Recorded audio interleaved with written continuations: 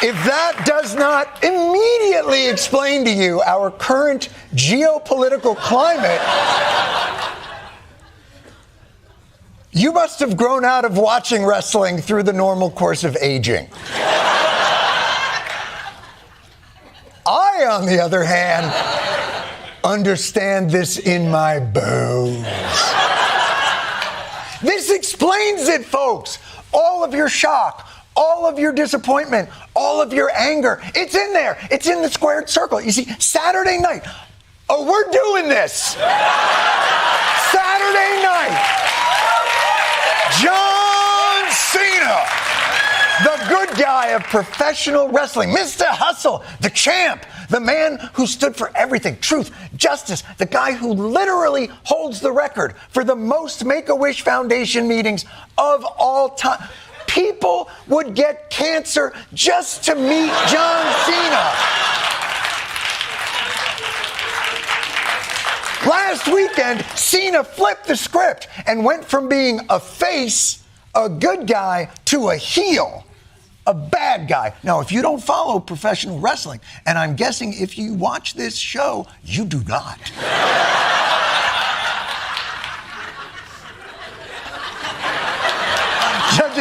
Judging from, all right. But let me continue to bore you with this metaphor. So here's what happened. The current WWE champion is one Cody Rhodes.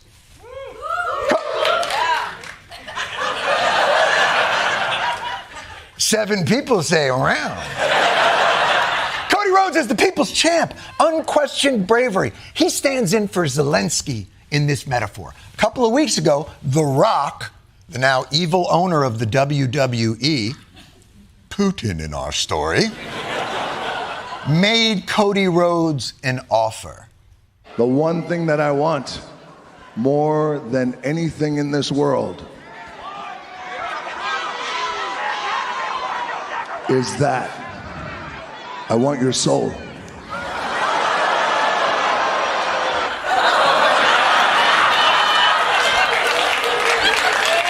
Putin, he wants Zelensky's soul. But sir, I am smaller and weaker than you. It will take incredible bravery for me to protect my soul and the soul of my people. But luckily, I am not protecting my soul alone. For I have the support of the great John Cena! So, Cody Rhodes, Zelensky, told Vladimir Putin, Rock, no soul for you, motherfucker! And that's when they met in the Oval Office. America went to hug Zelensky, but when America looked up, somehow Putin had given John Cena the international sign for it's time. And rather than repudiate Putin, America smelled what The Rock was cooking. And through that borschte haze, America delivered the nut shot. The nut shot to the hopes and dreams of Ukrainians everywhere. And then, for no reason, America jumped on Zelensky and started punching him in the face as many times as he could. Too simplistic? No? This is it! Am I being too simplistic, assigning to the delicate art of realpolitik a scripted outcome? Perhaps, but judge for yourself. Putin broken 25 times his own signature. 25 times he broken ceasefire. You're in no position to dictate what we're going to feel. You're not in a good position. You don't have the cards right now. You're gambling with World War III. You're gambling with World War III. Have you said thank you once this entire meeting? We gave you, through this stupid president, $350 billion. You're either going to make a deal or we're out. This is going to be great television, I will say that. It sure wasn't. But isn't that what you want from the high-stakes diplomacy and real-life urgency that ending war demands? And you know, even reporters got some nut shots in. Why don't you wear a suit? Oh, shit! No, you didn't! Let's do the dozens. Oh, Zelensky, you're so poor and war-torn, you're down to one Brooks brother. Oh, shit. You've so war-torn, you've given up the meaningless protocols of business attire. If you think I'm pushing this metaphor, look at the stunned faces in the crowd at WWE when John Cena turned heel. I now present you the equally stunned faces of those watching this Oval Office pay-per-view. Scott, I've never seen anything like that. You've never seen anything like that. Wow. Just wow. That was something. Caitlin, I want to start with, look at her face. I mean, Christiane. You broke Christiane Amanpour. The woman wanders unprotected through Taliban-controlled Afghanistan, doesn't give a f***. 10 minutes of Trump diplomacy, and she's like, is anyone else dizzy?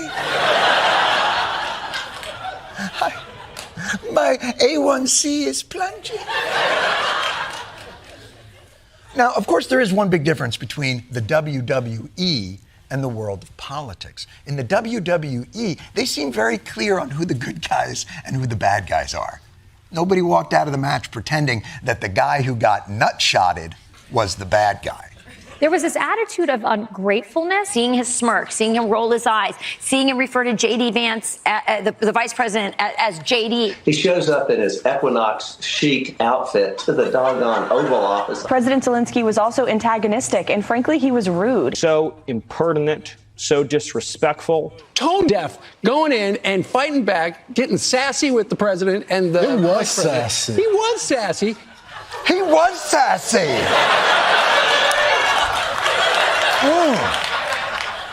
He was a real scallywag. You know what I would say if I was there in the Oval Office with him? I'd say, you better watch your tone, mister. I think it was Churchill who during World War II was roundly criticized for being a bit lippy. Excuse me, mister, we'll decide where you're going to fight them, whether it's on the beaches or not or whatever. Poor guy, Zelensky.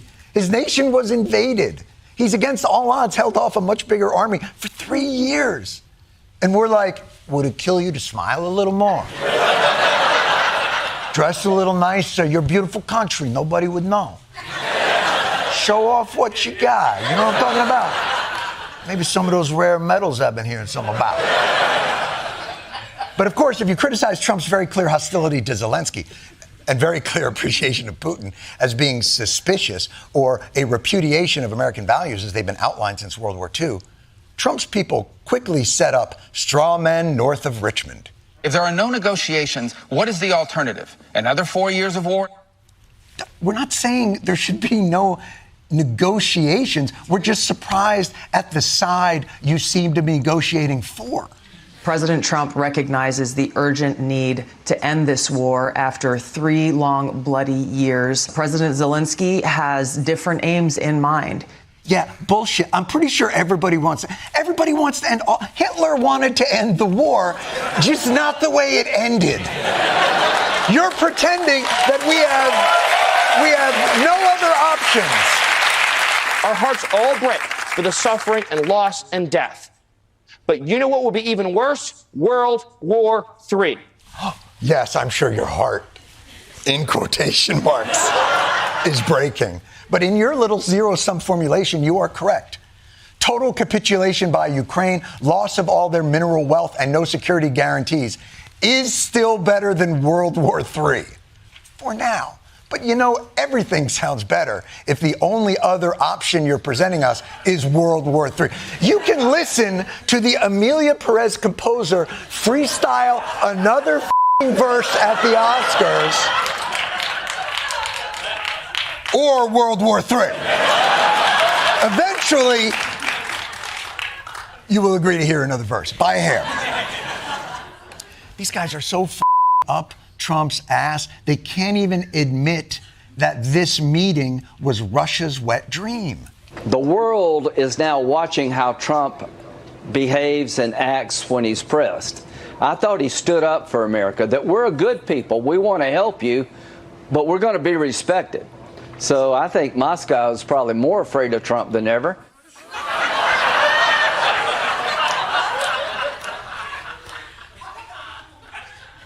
Yes, people get terribly afraid when someone viciously takes their side. They must be quaking in their... What do Russians wear on their feet? I don't. Is it shoes inside other shoes and then they get very small?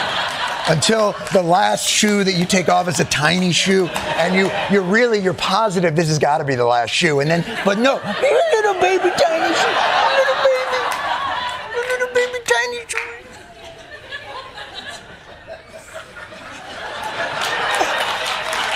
No, look, you don't.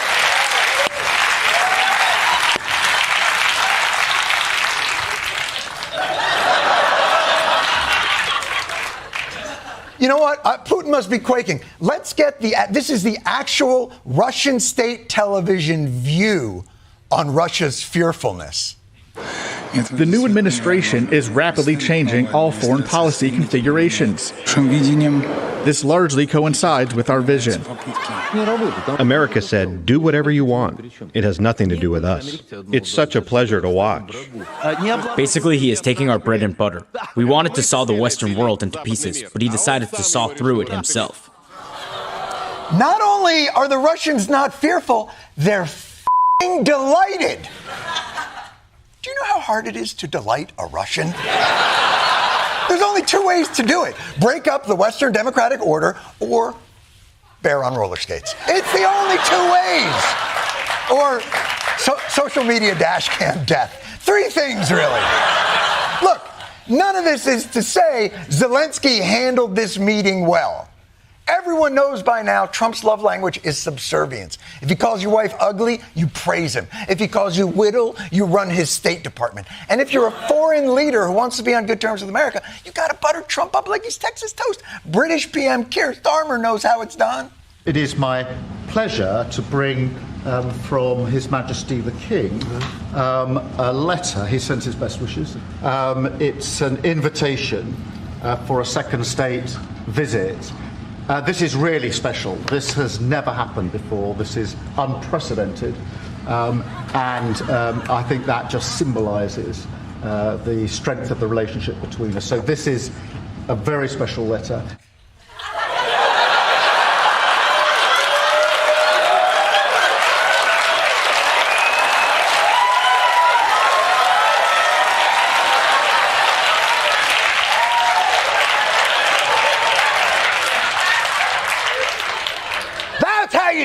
Zelensky, it's a letter from the king. It's got a wax seal on it. It was brought here by Harry Potter's owl. Ooh, ooh, what a delight. Ooh, the king is throwing you a ball. You'll be the belle of the ball, and then I'll sweep your chimney. Ooh.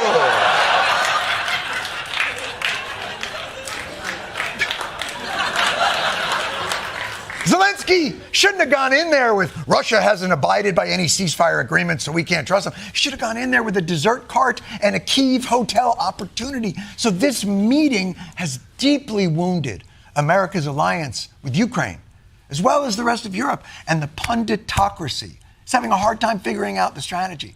I worry that the president is actually not interested in a deal about Ukraine, but I don't understand it. The question now, Jim, is what happens in Europe? How does this make America great again? It just does not make any sense. You poor, dumb bastards. It makes perfect sense if only you watched professional wrestling. Do you get it? It was a heel turn. I'll explain it again. It was a heel turn designed to create the alliance Trump always wanted in the first place. What's to understand? Trump and the Republicans like Putin better. Just listen to Putin. The radical neoliberalism destroying traditional values. The obsessive emphasis on race. Modern cancel culture. It turns into reverse discrimination, reverse racism. They invented 5 or 6 genders, transformers, trans.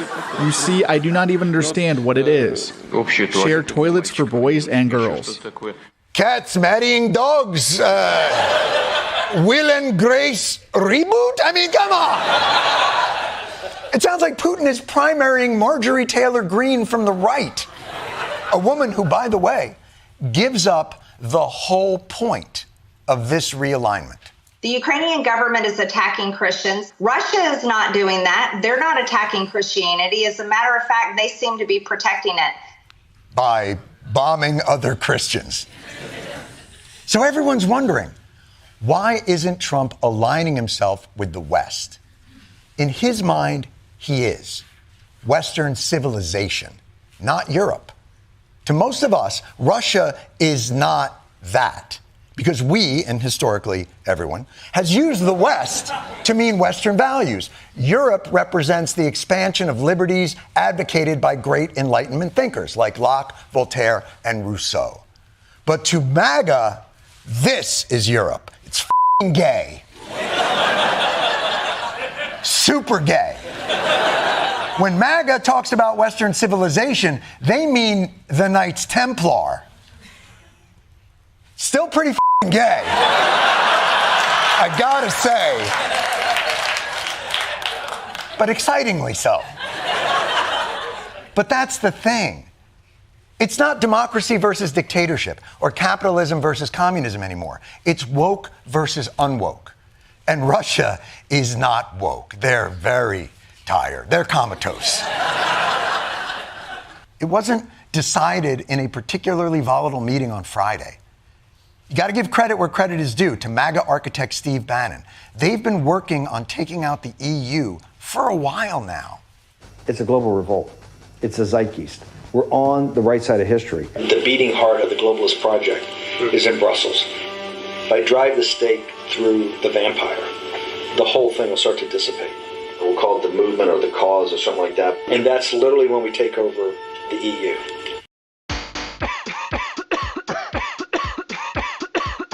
Got a cold? Gotta keep going? Gotta go with Alka-Seltzer Plus Severe Cold and Flu Medicine. It works. It's fast. It works fast. Fast cold and flu relief that quickly dissolves in water. When you gotta keep going, you gotta go with Alka-Seltzer Plus Effervescent Tablets. Don't have water available? Prefer a chewable? Try Alka-Seltzer Plus Cold and Flu Fizzy Juice. Use as directed. Holy shit. What a concise, centrally planned social engineering scheme.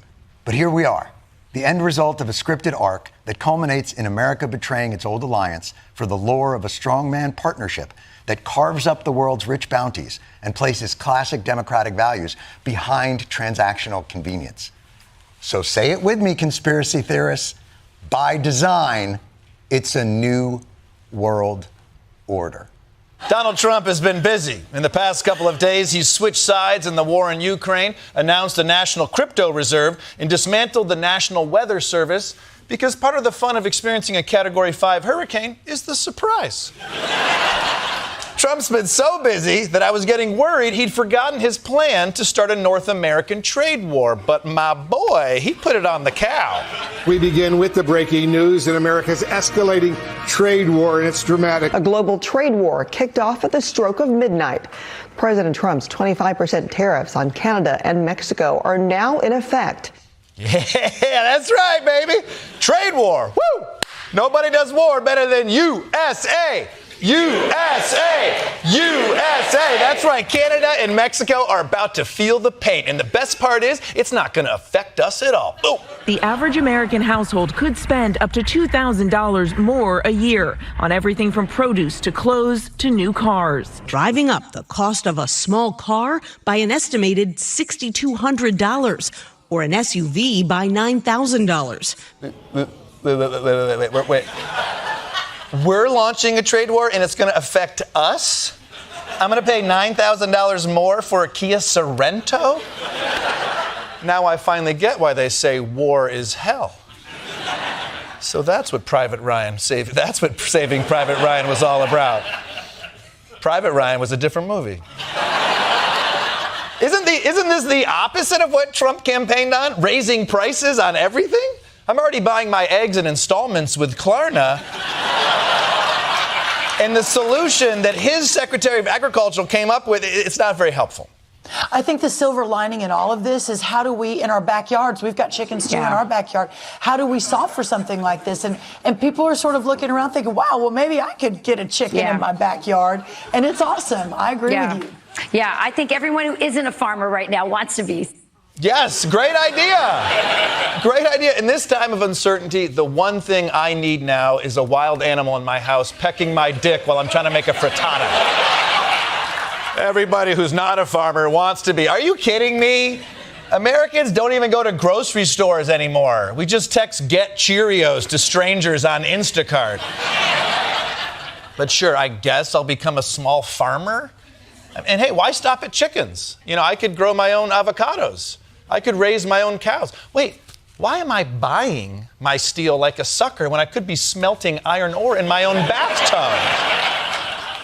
Either way, prices are about to go up, and I just hope that no one told that to the stock market. The stock market drops for a second day in a row now that President Trump's tariffs are in effect. God damn it, who told that to the stock market?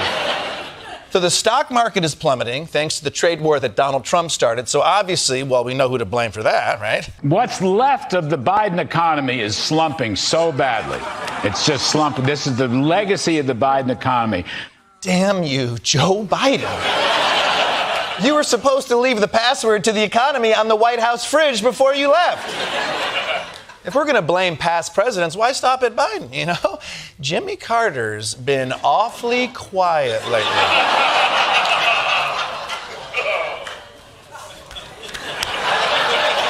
How convenient. But I guess rising prices and a tanking stock market, that's just the cost of starting a trade war with your neighbors. Now, Mexico, they expect it, right? Trump's had it out for them since no one showed up to his quinceañera. But why Canada? We've always been tight with Canada. We were both British colonies. We play in the same sports leagues together. We share joint custody of Ryan Gosling. If Trump is going to launch a trade war with them, I hope he has a good reason. And I'm sure he does, right? Right? Right? Trump says the tariffs are needed, and he claims Canada and Mexico aren't doing enough to stop illegal immigration and fentanyl shipments. The fentanyl coming through Canada is massive. Of course. Fentanyl and migrants. That makes sense. You know, we can't just be letting Canada pump massive amounts of fentanyl and migrants across our border. Data shows less than 1% of the fentanyl entering the U.S. comes from Canada, and only 1.5% of Border Patrol encounters with migrants take place at the border with Canada. Huh. Okay. So it's not fentanyl or migrants, and it can't be because Trump's an insecure wannabe alpha male thumping his chest so the world pays attention to him. So I guess we'll never know. It's probably Joe Biden. Look, whatever it is, Prime Minister Trudeau, he wasn't having it. Today, the United States launched a trade war against Canada, their closest partner and ally, their closest friend. Now I want to speak directly to one specific American. Donald, even though you're a very smart guy, this is a very dumb thing to do. Wow. Yeah. He's mad. And he's not even world leader mad. He's dad mad. This is the same tone I use when I tell my daughter not to throw her baby sister into the crib. You are not that type of person that does this, even though you just did this, and you'll probably keep doing it. But you're not this. Okay, Donald?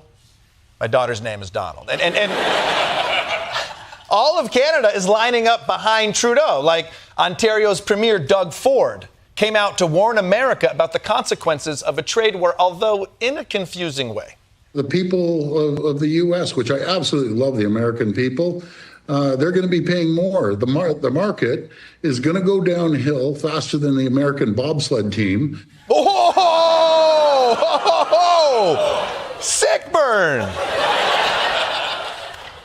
I think. I mean, it sounded like a slam, but if the market will go downhill really fast, that means our bobsled team is also fast. And isn't that like a compliment? Our bobsled team is supposed to go fast, right? Unless he's saying our bobsled team is slow, which is a slam, but then that means the market won't go downhill fast, which is good for our economy. This metaphor doesn't make any sense. The point is, Doug Ford is forcing me to learn about bobsledding, and I do not appreciate that. Is there a Canadian who can make an analogy that's a little less confusing? Donna Reardon, the mayor of St. John in New Brunswick, maybe you have a good analogy. I mean, we've been in this comfortable relationship with our American cousins, and now we're being attacked. So, we're breaking up with the U.S., and it's time to move on. Yeah, we're cousins, but we're breaking up. This analogy is even worse than the bobsled. You can't break up with your cousin.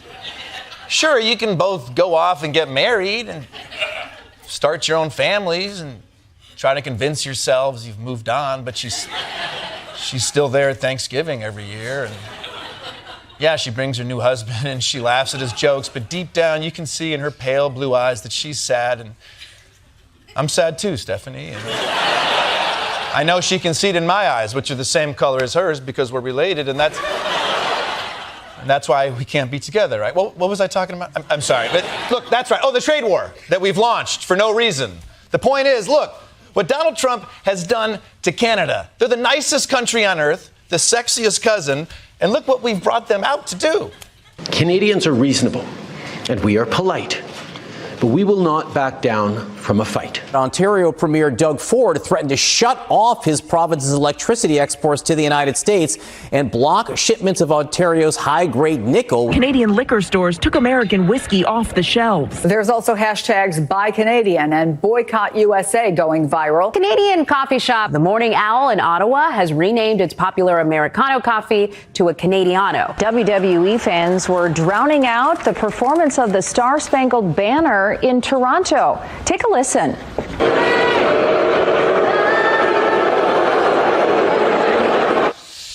Damn.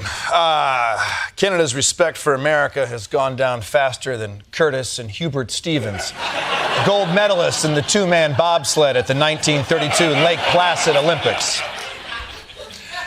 Now that's how you do a bobsled metaphor, Doug.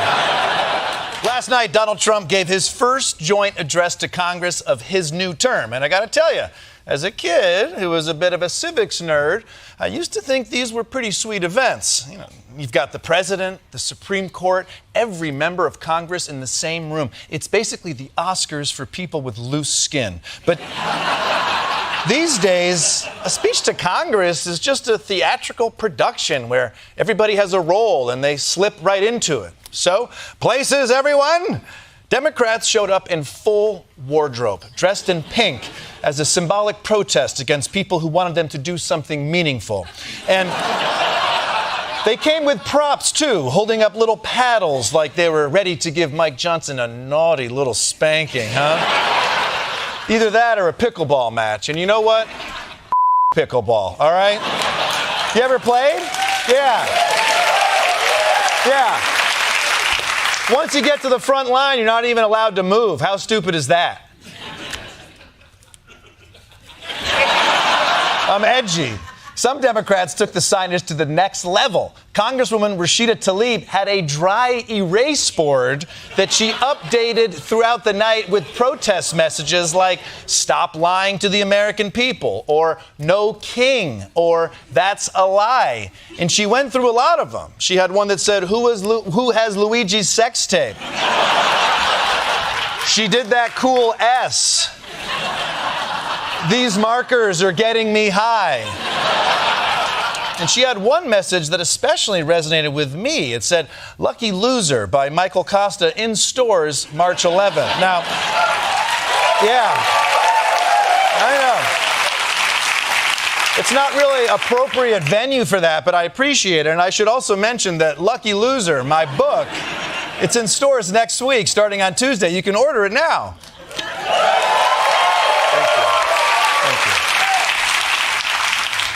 But those were just the bit players of the night. One Democrat even gave himself a speaking part. Democrats interrupting just 4 minutes into the speech. Texas Democrat Al Green heckling the president, shaking his cane at him. Members are directed to uphold and maintain decorum in the House. Speaker Mike Johnson stopping the speech, ordering Green be removed from the chamber. Yeah. You know, there's something kind of badass about shaking a cane at someone, right? Don't with me unless you want to take this very slowly outside, all right? I will say props to this guy. He got to send a message to President Trump and go home early, you know? I should have tried that when I wanted to leave my nephew's baptism. You do not have the mandate. I'm out of here. Now, let's not forget about the Republicans. They also played their part in this performance, which was to cheer and hoot for their guy and make sure that everyone knew what country this was.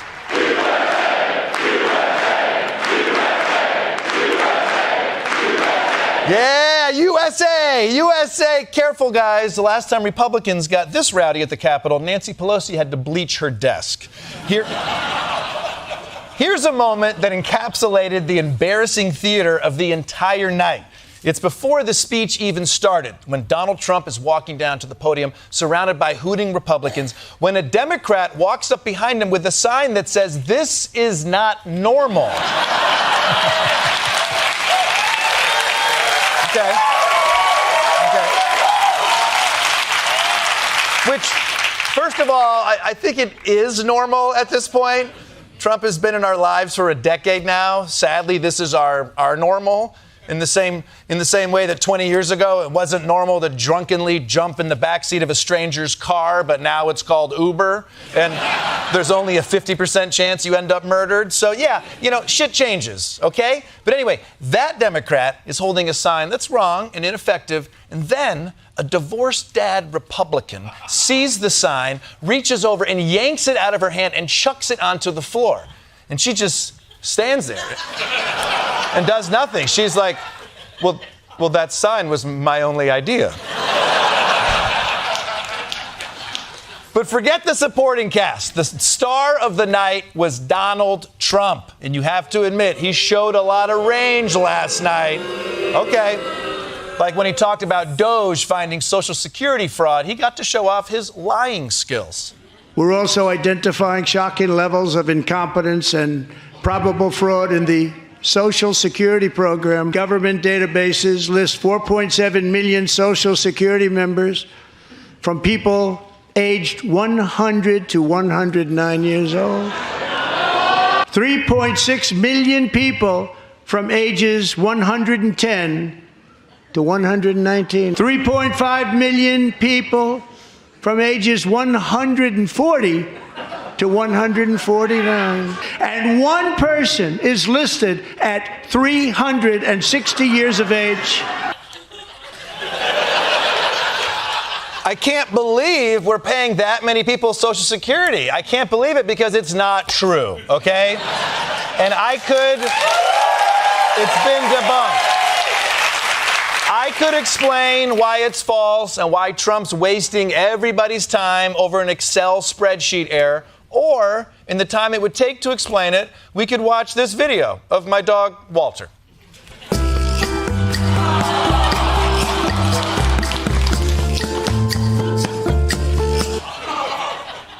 Fact checked, he's perfect. But Trump spent a lot of his performance on the waste Elon Musk is finding, while also showcasing his masterful ability to troll. Just listen to some of the appalling waste we have already identified. $20 million for the Arab Sesame Street in the Middle East. Diversity, equity, and inclusion scholarships in Burma. Improving learning outcomes in Asia. LGBTQI+ in the African nation of Lesotho. $8 million for making mice transgender. Oh, yeah. Yeah, I remember that children's book. I think it's called If You Give a Mouse a Pussy, right? Is that? No.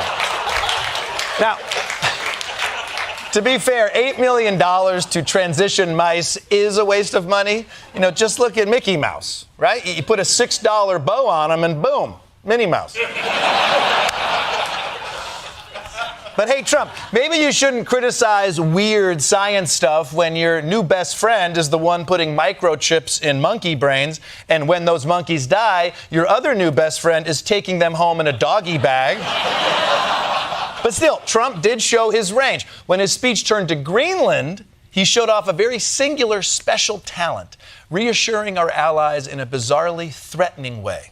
I also have a message tonight for the incredible people of Greenland. We strongly support your right to determine your own future. And if you choose, we welcome you into the United States of America. We need Greenland for national security, and I think we're going to get it. One way or the other, we're going to get it. Does Trump listen to himself when he talks? He's sending a lot of mixed messages right now. You hear that, Greenland? It's your choice, but you will be ours. Dude, look, totally your call. It's inevitable. Look, guys, Greenland, it's up to you. We're easy, okay? Give us your minerals now. Of course, part of Trump's role in this performance is also announcing a major new policy, but doing it in the Trumpiest way possible. Other countries have used tariffs against us for decades, and now it's our turn to start using them against those other countries. And so on April 2nd, I wanted to make it April 1st, but I didn't want to be accused of April Fool's Day. I'm a very superstitious person. April 2nd, reciprocal tariffs kick in. Yeah, I mean, makes perfect sense. You know, Trump can't make announcements on April Fool's Day. Otherwise, we would all be like, what? Is this a joke? I mean... You know, as opposed to every other day where that isn't our reaction to the stuff he does. I love the level of reverence Trump shows for April Fool's Day. Juneteenth, that's not even a word. Now, this April Fool's Day, we will honor our ancestors by playing pranks and overall tomfoolery. It's important. By the way, no one over the age of 14 even celebrates April Fool's Day. That's like saying, I was going to end inflation next Friday, but actually that's when the Kids' Choice Awards are, so we'll see. But as always, the most important part of Trump's performance, needling the Democrats. Joe Biden, the worst president in American history. Joe Biden especially let the price of eggs get out of control. Joe Biden's insane and very dangerous open border policies. Look where Biden took us, very low, the lowest we've ever been. Do you want to keep it going for another 5 years? Yeah, you would say Pocahontas says yes. I look at the Democrats in front of me, and I realize there is absolutely nothing I can say to make them happy, or to make them stand or smile or applaud. Nothing I can do. I don't get why everyone that I've been bullying for 10 years never smiles at me. Why don't you like me, you limp dick lunatics? And by the way, how is Trump still obsessed with Biden? Move on, dude. You won, right? You think Mark Zuckerberg is still talking about Tom from MySpace? No. He's busy having a midlife crisis. Look at this. Also, dude, you busted out the Elizabeth Warren Pocahontas line? That is such an old joke. You might as well have been like, hey, Pocahontas, what the... So all in all, my review of last night's theater production is that it was humiliating in a display of thirst for attention, blind partisan rage, and a total disinterest in doing anything that might benefit the people. In other words, it truly was the State of the Union. Being president comes with a lot of pretty cool powers. You can write executive orders, you get one free checked bag on Air Force One, and you even get an uncensored feed of C-SPAN, which... But for Donald Trump, the power he enjoys the most is the power to impose tariffs. Tariffs are easy, they're fast, they're efficient, and they bring fairness. We're going to bring so many things back to our country, and the thing that's going to get us there is tariffs. We'll take in hundreds of billions of dollars in tariffs, and we're going to make our country so strong and so rich, it will never be so rich. Tariffs It's a beautiful word, isn't it? Tariff. It's a beautiful word. It's why I named my daughter Terrifany. This guy's so horny for tariffs, isn't he? I love any word with big natural double Fs. According to Donald Trump, tariffs are great. And I also want our country to be rich without any negative consequences. So let's see how he's imposed tariffs on Canada and Mexico. And let's sit back and let's watch that economy roar, baby. Tonight, the stock market dropping more than 600 points. U.S. stock markets plunged for the second day in a row. We've seen consumer confidence tank. Layoff numbers across the U.S. are the highest they've been since 2020. The R word is back, thanks in large part to tariffs. Wait, the R word is back? Tariffs brought back the R word? So I guess I can say it. Wall Street banks are starting to raise a red flag that recession odds have become unsettlingly high. Right, that R word. Of course, that's what I was thinking. I can be such a recession sometimes. By the way, is recession an R word now? Who thinks the word recession is offensive? Finance bros? Did they get woke? Before we discuss the impending R word, we begin by acknowledging that we are on the ancestral grounds of Capitol Grill, where Chad was unjustly removed by the bartender before he could get a chance to cheat on his wife. Sup, Chad? So basically, Trump said the tariffs are going to be a quick and painless way to get rich. And now that it turns out we're not all shitting gold, Republicans have moved into their new talking point. Hey, nobody said this was going to be easy. Trust the process. There'll be a little disturbance, but we're okay with that. There's going to be a little bit of pain going into this. It is going to be painful. And if I have to pay a little bit more for something, I'm all for it. We're going to have to suffer through some bad news. There's going to be a short period of time where there'll be some higher prices on certain products. It's not inflation. That's nonsense. Yeah. Nonsense. It's not inflation, people. It's just higher prices on food and cars and gas and every other product we import from our biggest trading partners. But do you know what? We might be in for some hard times, but tariffs are Donald Trump's whole thing. And if there's one thing I know about Donald Trump, he's a man who sticks to his guns. Breaking news into CNN, President Trump's officially delaying tariffs on Mexico and Canada. Wait. After all that, tariffs are now on hold? Trump just backed away from those tariffs like it was a long-time friendship with Jeffrey Epstein. So tariffs are on, they're delayed, they're off. Who knows if they'll come back or when or for how long? Look, I'm not a big business guy, but quick question. Does anyone know if businesses need to make decisions more than 4 hours in advance? So it appears the only silver lining in this pointless trade war is that at least we're only fighting with Canada and Mexico. You know, if you're going to pick a fight with two sissy countries you can beat, right? Right? Right? The Chinese embassy in the U.S. tweeting earlier this week, quote, "If war is what the U.S. wants, be it a tariff war, a trade war, or any other type of war, we're ready to fight till the end." Oh, shit. China. China don't play. They're like, if you got beef, we got broccoli, bitch. Let's go. Listen, Donald, Canada and Mexico are one thing, but please don't piss off China. I know you wrote The Art of the Deal, but they wrote The Art of War, okay?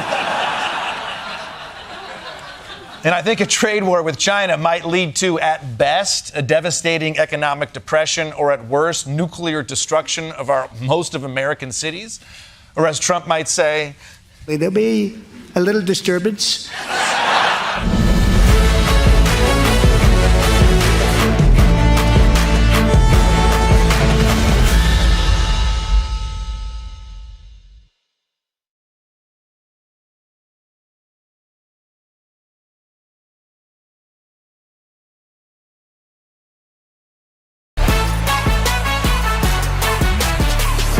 As you know, the DOGE Project, the Department of Government Efficiency, headed up by the Nick Cannon of white people, Elon Musk, is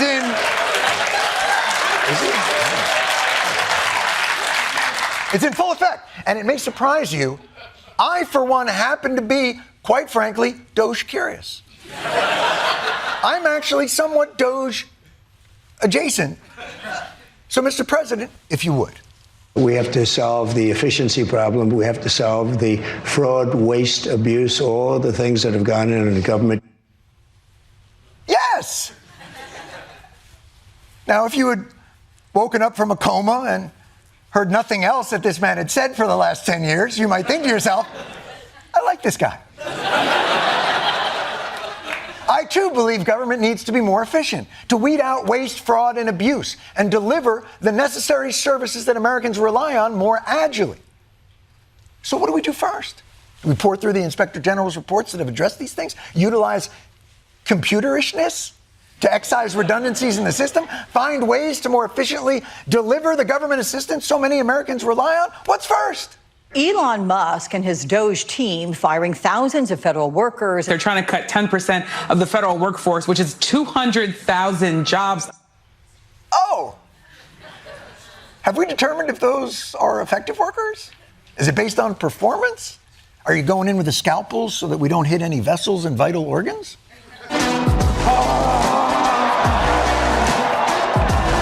This is the chainsaw for bureaucracy.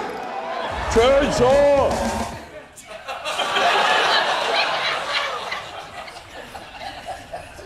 So, straight amputation. We're just amputation. It's like we're treating public servants as some kind of underclass. The DC creature is like an animal infested with ticks and parasites.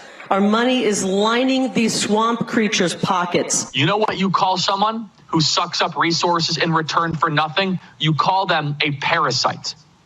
And that is what the federal workforce has become. These saboteurs, the dead-enders, the DEI undercover agents. The fraudsters, liars, cheaters, globalists, and deep state bureaucrats are being sent packing. Yeah! You! Guy who tests water for appropriate levels of fecal matter? What are we talking about? What? You know, this is a stark emotional whiplash from looking for efficiencies. But apparently our nation's civil service is now synonymous with waste, fraud, and abuse. And MAGA world is celebrating with maximum folksy. The gravy train, for a lot of these folks, it's been on biscuit wheels, and it's about to run off the dadgum tracks, and it's about time. First of all, there is no f***ing way you actually talk like that. No way. You're a congressman from Tennessee. You didn't spring fully formed out of a primordial cracker barrel. Oh, this here bureaucracy is a Chattanooga choo-choo to a crawfish boil on my flapjacks. I'm just stringing food words together like nonsense. Pew, pew. Other reactions were just creepy. Doge is dishing out spankings like daddy daycare.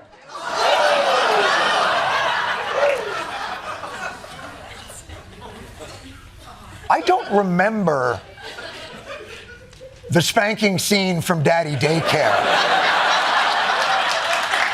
Oh, you must mean the gay porn film Daddy Daycare. I get it, Jesse. I get it. You were watching the film that answers the question, what would happen if a bunch of dudes in a daycare? And it just stuck in your head. You know, I gotta tell you, I feel like you can make efficiency recommendations or cuts without necessarily demonizing the people who are only carrying out Congress's wishes. But I feel like that. They don't. Here's Donald Trump's new director of the Offices of Management and Budget on his feelings about everyone who works for him. We want the bureaucrats to be traumatically affected. We want, when they wake up in the morning, we want them to not want to go to work. Mission accomplished. Because these workers are the worst, a hive of scum and villainy. Star Wars reference for mostly scum and villainy. Just not the workers you know. Let me tell you a story about Chris. He's going to get doged. And this guy's not a DEI consultant. This guy's not a climate consultant. I finally found one person I knew that got Doge, and it hit me in the heart. We just need to be a little bit less callous with the way, Harold, we talk about doging people.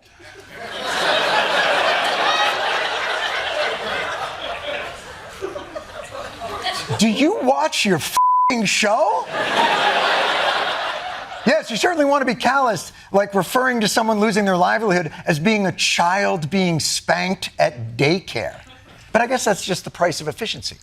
Doge is dropping force-guided bombs into the thermal exhaust port that is the Death Star of our bureaucracy. I f***ing love Star Wars. I just love the film.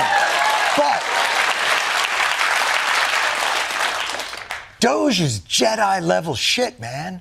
The FDA is looking to rehire around 300 people. The Trump administration will reverse staffing cuts to the 9/11 Health Fund. Hundreds of workers at the National Nuclear Security Administration fired, then nearly all rehired days later. The Veterans Affairs Department reinstated terminated employees, and the USDA is rescinding termination letters sent to people working on the response to bird flu. When I said you were criminal parasites, I obviously wasn't referring to, I have the bird flu. Come back to work. Please. But that's fine. Staffing is only part of the Doge mission. There's other crazy shit we could cut. We don't need to be wasting money on ridiculous items like seeing how fast shrimp can run on treadmills. $1.5 million to see the effect of yoga on goats. $1 million to study Mexican ducks in their wetland facilities. Studies on the effect of meditation on parrots. Nearly $1 million to study if cocaine makes Japanese quail more sexually promiscuous.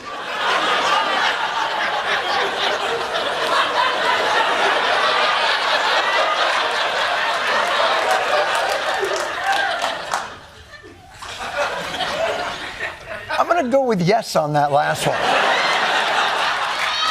I feel that I, not a scientist, can very confidently state, pre-experiment, if you are a Japanese quail with an 8-ball, you are getting your cloaca sucked. Oh.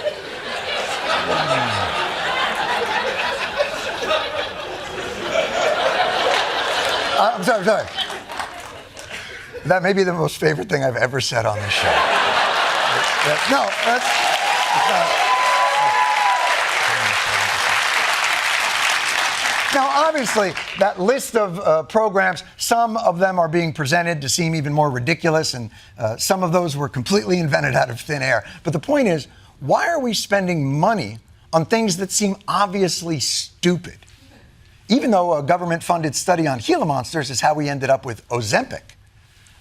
By the way, quick pitch. Weight gain also would be solved by Japanese quail cocaine.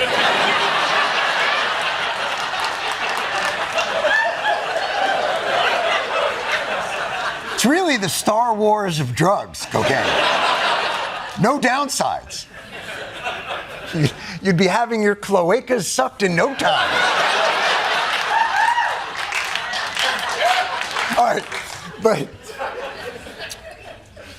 even if this project of Doge is animated by malice for administrators and is seemingly rash and occasionally cutting off critical government functions out of haste, the savings alone will be worth it. On the Doge website, they posted $16 billion saved just in canceled contracts. Interesting, if true. A closer look shows big problems. For example, Doge claimed axing a single immigration and customs contract saved $8 billion. Turns out that contract was worth a maximum of $8 million. The Wall Street Journal estimates the actual amount saved at not $16 billion, but closer to $2.5 billion. Who amongst us hasn't lied about saying something is 16 when it's really 2.5 billion inches? That's not true either. See, it seems that Doge is struggling a bit to get its footing. From made-up claims about $50 million of taxpayer money going for Gazan condoms, to billions in Social Security payments to dead people, a claim that turned out to not be real, despite what you've heard. We have millions and millions of people over 100 years old because they're obviously fraudulent or incompetent. But if you take all of those millions of people off Social Security, all of a sudden we have a very powerful Social Security with people that are 80 and 70 and 90, but not 200 years old. True. You can't argue with that if only it were happening. But it's not happening. We're not paying millions and millions of dead people's Social Security money. And even if there was a 200-year-old man walking around, he wouldn't need Social Security. He'd still be in Congress. Guys, I'm going to tell you something. Cutting money shouldn't be this hard. I'm starting to think that we as a country don't understand where the real waste, fraud, and abuse in our system really is. Maybe the savings we gleaned from cutting VA nurses and iguana STD studies isn't where the real money is. Let me see if I can noodle. You know what? Let me join Doge. I'm going to see if I can noodle some ideas here. I want to get down some certain ideas. I want to do, again, there you go. I got that. Let's see what I can do here. This is my want to be an accountant starter kit. So I got it off of Amazon for $5,000. My accountant told me not to get it. So we're looking to save taxpayers some money. And I know, let me think. We got the studies that are done. How about we just take $3 billion in subsidies we give to oil and gas companies that already turn billions in profits? How long did that take?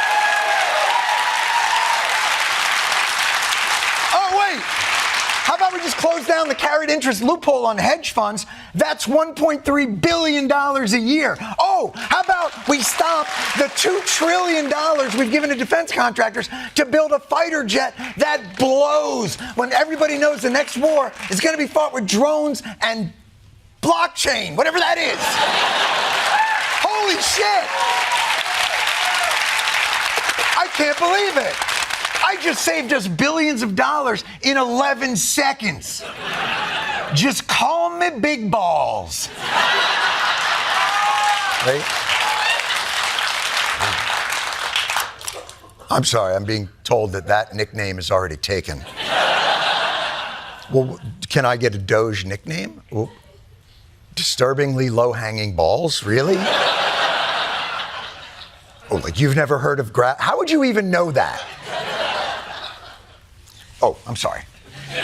But see, this is where the real money is.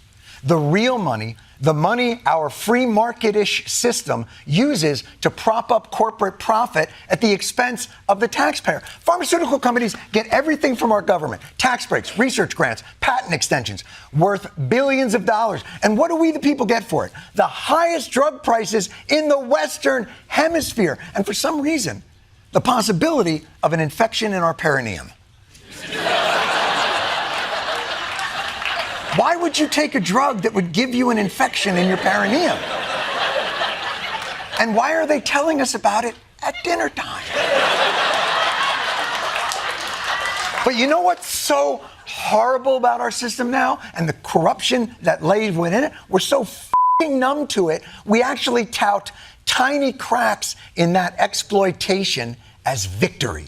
The president touting the first ever negotiations with pharmaceutical companies to lower the cost of 10 drugs. And today, I'm proud to announce that Medicare has reached agreement with all manufacturers on all 10 drugs selected in the first round of negotiation. Oh, can it be? The companies we subsidize with billions of dollars are allowing us the privilege to negotiate the price of 10 of their drugs? And 10 is all of them, right? It would be embarrassing if it was a small drop in the bucket and that the American people didn't expect that we should negotiate for all their f***ing drugs because we've already paid for them with our subsidies. Are you f***ing saying? Come on!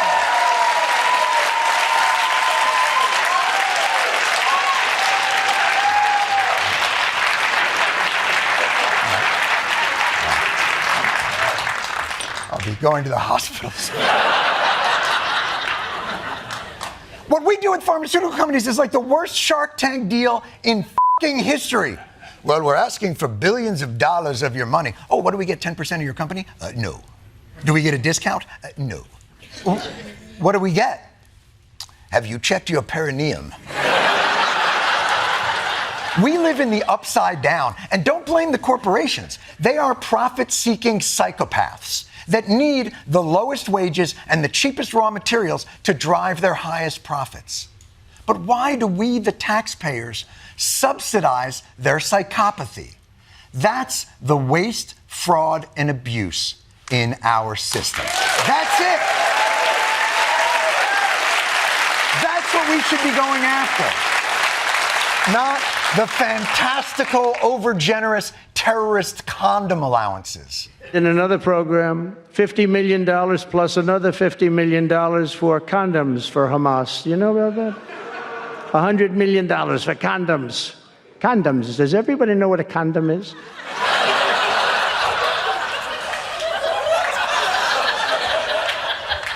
You delivering this speech in an elementary school? Why wouldn't they know what condoms are? Look, capitalism is by definition exploitative. It's how it operates. That's fine. But then government's role should be to ease the negative effects on Americans of that exploitation, not subsidize that treachery with our money. We're getting f***ed at a Diddy party, and they're making us buy the baby oil.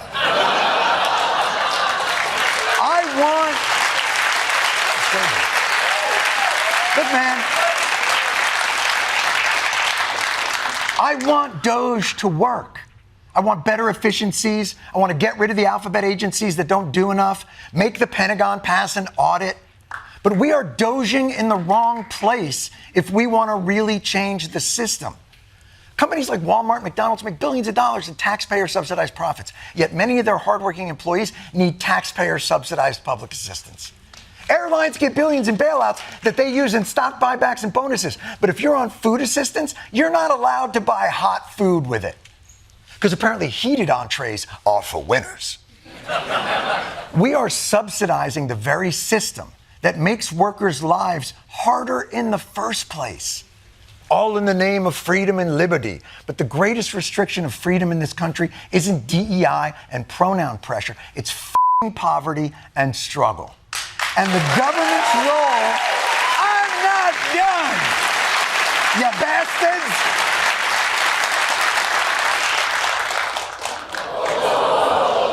It's fine.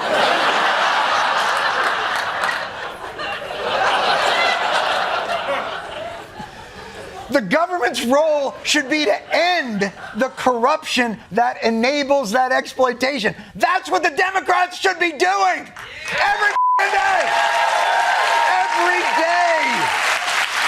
Every day at 5 p.m. sharp, the Democrats should go live on Facebook and do the people's audit.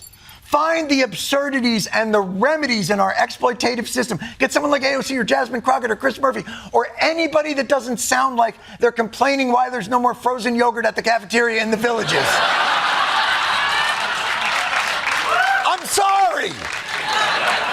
You have no Riz.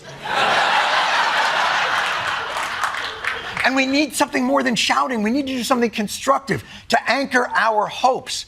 A new acronym for a new age. It's not MAGA. It's something more like Make America Not Governed in Obviously Negative. Abort! I'm kidding. No vigilantes. Donald Trump promised he could secure a peace deal within 1 day of taking office, which means he is now negative 34 days ahead of schedule. Good work, sir. As we know, the Ukraine war began in 2022 when Putin invaded Ukraine on 3 separate fronts while launching missile attacks on Ukrainian cities. Or as Donald Trump puts it, President Trump has made a series of false assertions blaming Ukraine for starting the war. You should have never started it. You could have made a deal. That's an interesting interpretation in that it's not what happened. In fact, it's the exact opposite of what happened. And this has set off alarm bells for a lot of conservatives, including Brian Kilmeade, Trump's buddy and the Joey Tribbiani of Fox and Friends. He tried to gently push back when Trump started to blame the destruction of Ukraine on President Zelensky. You have a man who's led a country that had the most beautiful cities that they demolished, had the most beautiful domes. Those domes are the most beautiful in the world. But it's all Russia's. But that's Russia's fault, though, Mr. President. Russia They're did all the demolished, 1,000-year-old domes, and everything's demolished. But Mr. President, that's Vladimir Putin's fault. Don't you agree? I get tired of listening to it. He makes it very hard to make deals. But look what's happened to his country. It's been demolished. But no, I hear you. He's going to go back. But Mr. President, you know who's to blame for that. That's Vladimir. But don't you think it's Vladimir Putin that did the invasion unwarranted, to try to take back land he had no right to? And don't you think fundamentally that's that?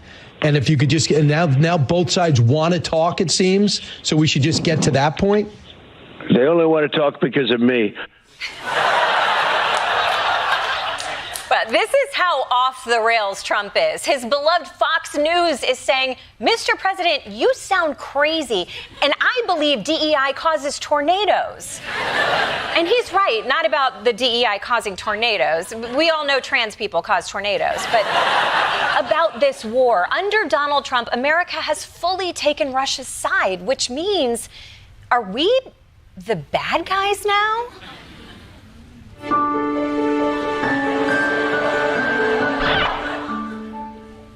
Well, that didn't answer that. But I think we might be the bad guys. It's not just Republicans who are alarmed. The entire continent of Europe is freaking the out. If the United States will help Russia take over Ukraine, who's next? Poland? Latvia? Slovenia? Slovakia? Albania? Estonia? Yeah, I got a 97 in AP Geography. Thank you. Thank you. I would have gotten 100, but I misspelled my name. So yesterday, Europe tried to get Trump back on its side by sending over its most charismatic Trump whisperer, Emmanuel Macron of France. And right from the start of that meeting, you could really see how he let his guard down. Par la discussion sur les minerais critiques qui sont en train de finaliser. That is the most beautiful language. I have no idea what he's saying, but that is the most elegant, beautiful language.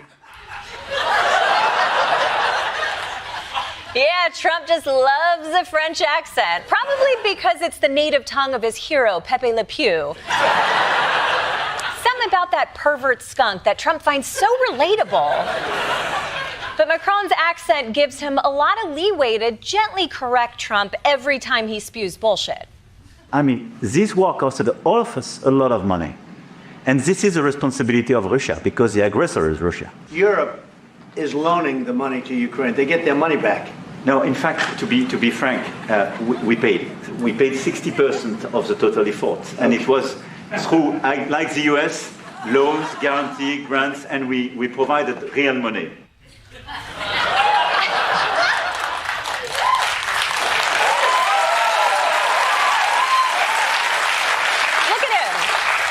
Smile. The guy is smitten. Usually if someone confronts him about being wrong, he takes away their security detail, but he's letting Macron do whatever he wants. I think a sexy accent is his kryptonite. I assumed it was vegetables, but to be fair, it's not just Macron. Trump was swooning over anyone with a sexy accent.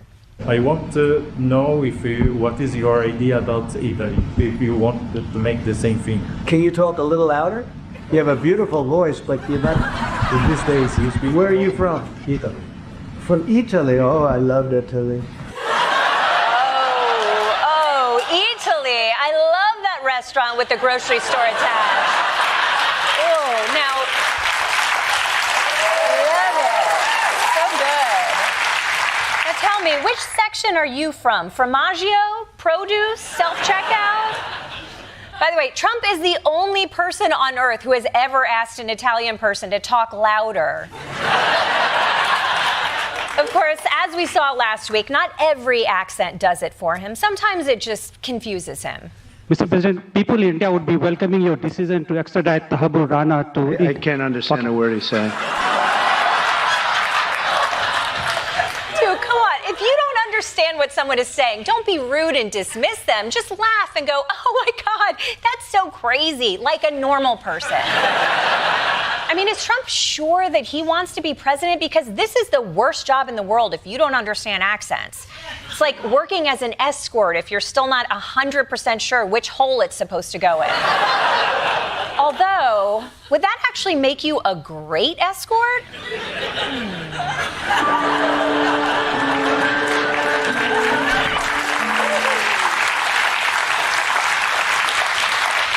I guess we'll never know.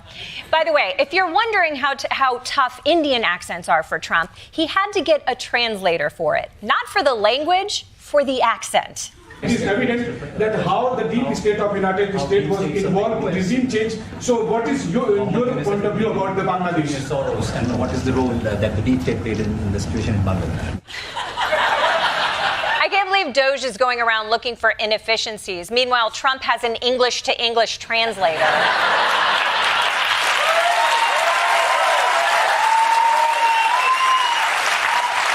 But if you do have to have a translator for accents, why does the translator also have an accent? Maybe the plan was to have a string of translators with slightly less of an accent until they finally got to something Trump could process. Eventually, it'll just be the word Bangladesh written across the boobs of a swimsuit model. Oh, now I get it. Anyway, back to Macron. Now, you might think that it's not wise for Europe to hinge its survival on the seductive power of Macron's accent, but Trump himself admitted that it works. I just want to tell you a little story. So we were at the Eiffel Tower having dinner with your wonderful wife and with my wonderful wife, and we came out and he started speaking the French deal. And we didn't have an interpreter, and he was going on and on and on, and I was just nodding, yes, yes, yes. And he really sold me out, because I got back the next day and I read the papers. I said, that's not what we said. He's a smart customer, I will tell you.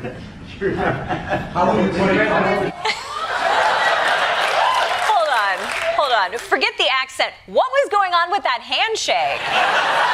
Are they doing no, you hang up, but with their hands? Today was a big day for Donald Trump. He had a meeting with every member of his cabinet, and he even invited the president. By the way, thanks for dressing up, Elon. Don't let us keep you from a blackjack tournament in 2006. But yes, Elon did have a seat at the table. Well, not an actual seat. He was more looming over it like an Ed Hardy Sith Lord. And some reporters wondered if that created tension with the actual cabinet members, given that he keeps trying to fire all of their staff. President Trump put out a Truth Social today saying that everybody in the cabinet was happy with you. I just wondered if you had heard otherwise, and if you had heard anything about members of the cabinet who weren't happy with the way things were going. Elon, let the cabinet speak just for a second. Anybody unhappy with Elon? If you are, we'll throw him out of here. Is anybody unhappy?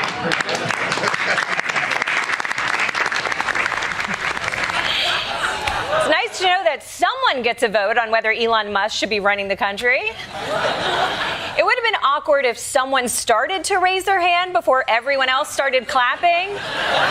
Me? Oh, no, I wasn't raising my hand. I was just about to do a Nazi salute. Phew, good save.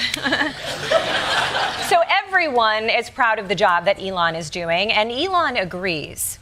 And I should say, we will make mistakes. We won't be perfect. But when we make a mistake, we'll fix it very quickly. So, for example, with USAID, one of the things we accidentally canceled very briefly was Ebola prevention. I think we all want Ebola prevention. So we restored the Ebola prevention immediately. I'm sorry, you accidentally, very briefly canceled what? I hate to be giving efficiency notes to the efficiency master, but perhaps next time we keep Ebola prevention going the whole time.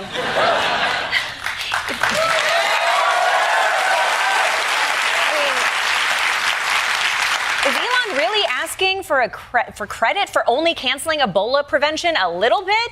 It's like he dropped a baby and went, what? Look how fast I picked it up. 5-second rule. I think we should be a little more careful, especially when we're already dealing with a measles outbreak. But don't worry, Elon is not in charge of that.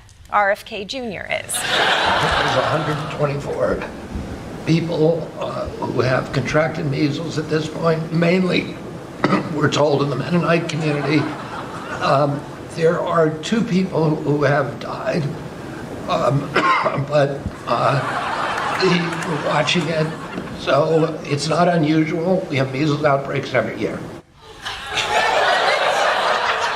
Quick question. When you say we have measles outbreaks every year, are you talking about America or like you?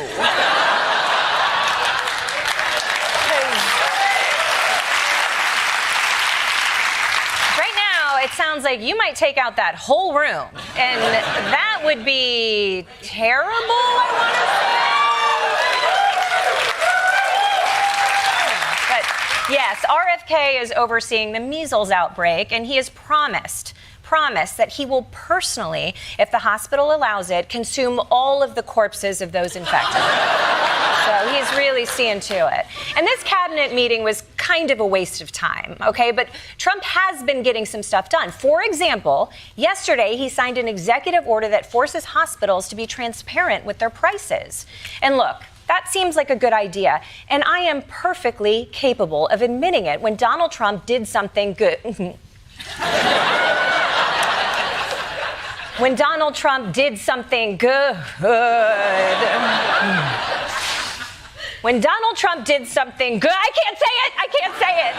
Why is this so hard? Thank God those don't come along very often. Of course, because it's Donald Trump, most people will never hear about this price transparency thing because at the same meeting, he seemed more interested in doing stuff like this. Do you have one of those Trump was right about everything hats? Give me this here. Give me all of them. Sure. Look. Yes. See that? Trump was right about everything. It just came in. Somebody said, I said, this was sent in by a fan. I said, I think we should make some of them, right? But we were, pretty much. You want one?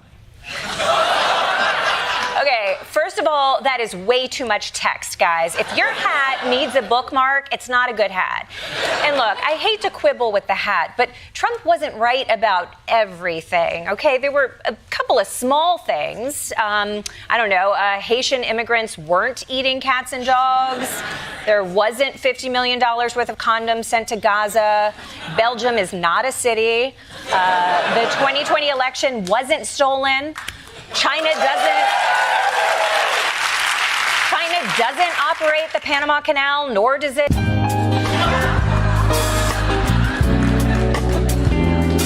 And the best taco bowls are not made at the Trump Tower Grill.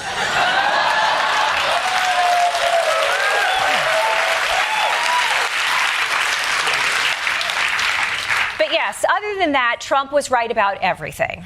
Now, I'm not trying to be a hater, but if you're going to own a hat with a ridiculous lie on it, at least make it a fun, ridiculous lie, which is why I'm selling these.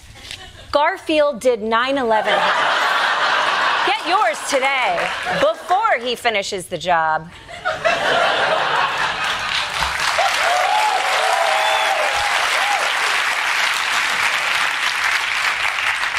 Obviously, Trump didn't bring everybody into the Oval Office just to sell hats. He was there to sell something much more fancy. We're going to be selling a gold card. You have a green card. This is a gold card. We're going to be putting a price on that card of about $5 million, and that's going to give you green card privileges plus. Oh, green card privileges plus. See, I was still getting America with ads. Quick question.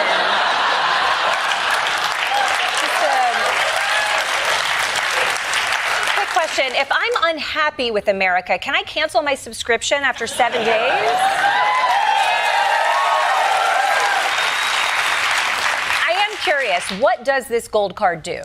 It's going to be a route to citizenship, and wealthy people will be coming into our country by buying this card. They'll be wealthy, and they'll be successful, and they'll be spending a lot of money.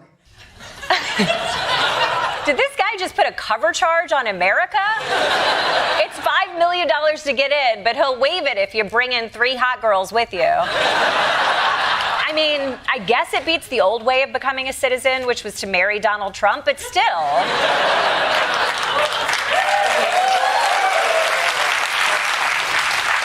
I feel like immigrant stories are going to be a lot less inspiring in the future. My grandfather came to this country with nothing but $5 million and the clothes in his custom Louis Vuitton 5-piece trunk set. Although I have to admit, I don't totally hate the idea of buying your way into a country. Hey, Canada.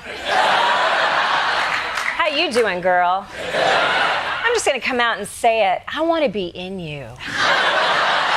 And listen, I don't have $5 million, but I do have $4 and a cough drop. And this orange hat.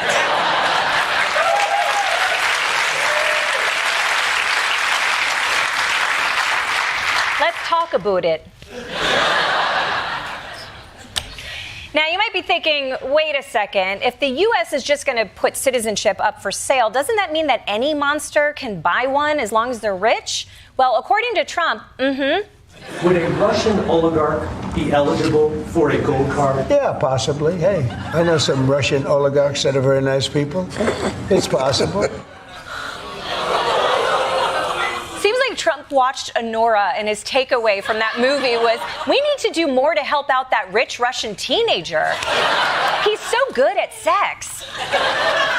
But if you're letting Russians come into the country, you got to be careful, okay? I don't want to engage in stereotypes, but if you let a Russian in, then there's going to be a smaller Russian inside of him, and then an even smaller Russian inside of him, and on and on and on.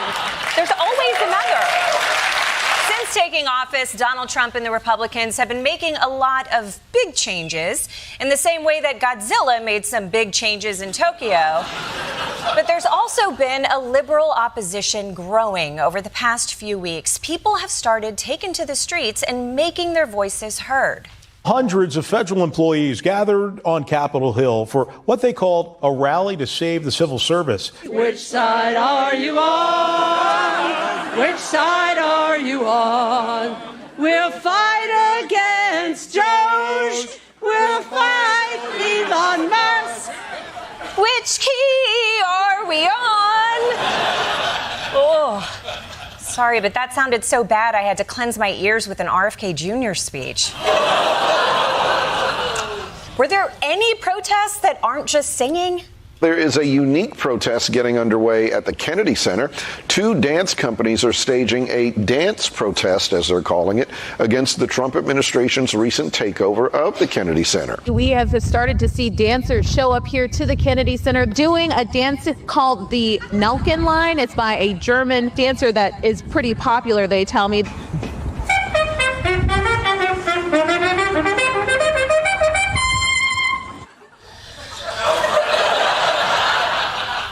Is this how white ladies protest now? I demand to dance for the manager.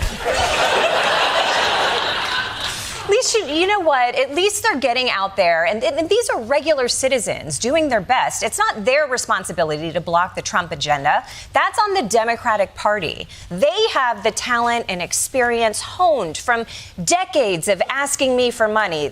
They will know exactly the most effective way to fight Donald Trump. We need to change the conversation. And that's why I'm launching a new podcast.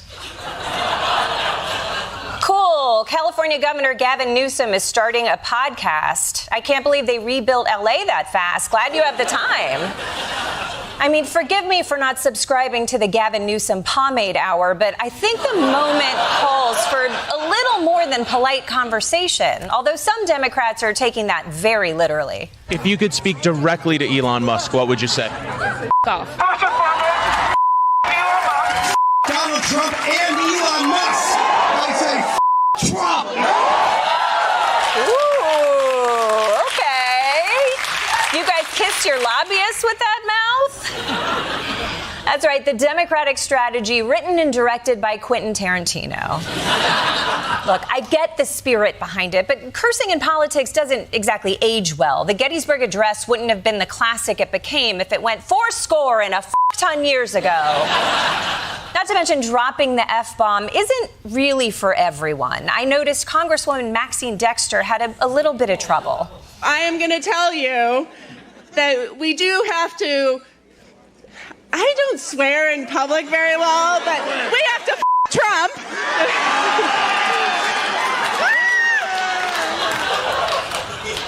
Oh, you are right. You don't swear in public very well. There are 1,000 ways to say you, and you found literally the only wrong one. I mean, unless she meant, we have to Trump. There's a sign-up sheet next to the stage. Suck him off. Suck him off. But not all Democrats are filling up the swear jar. Some have gone much more highbrow with a little resistance wordplay. Every time you hear DOGE, the Department of Government Efficiency, you just remember it is the Department of Government Evil. DOGE, which actually stands for Destruction of Government by Elon. Just stands for Department of Gutting Education. Dangerous oligarchs grab everything. All right, okay, I see what you did there. I'm just glad that Maxine Dexter didn't join in. She'd be like, more like the Department of Glory Holing Elon.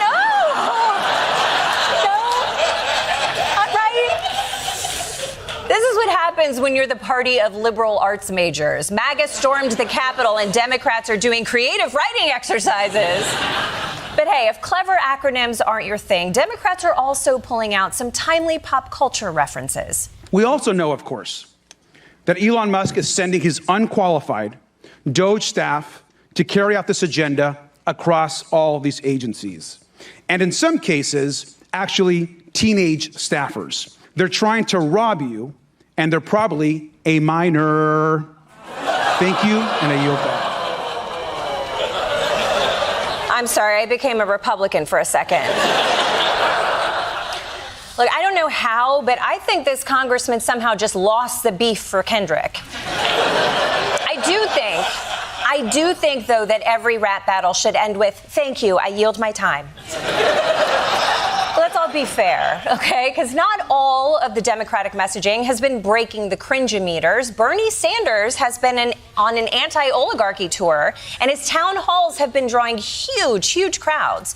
Remember, he's been warning us about the oligarchy way before Elon Musk was wearing a MAGA hat, so this really feels like his moment. Too bad he'll be 87 years old by the time the next election rolls around, unless we can give him the substance. I don't know, I'm halfway through that movie. I assume it all works out? I'll tell you one Democrat who took it to Trump face to face, the governor of Maine, Janet Mills.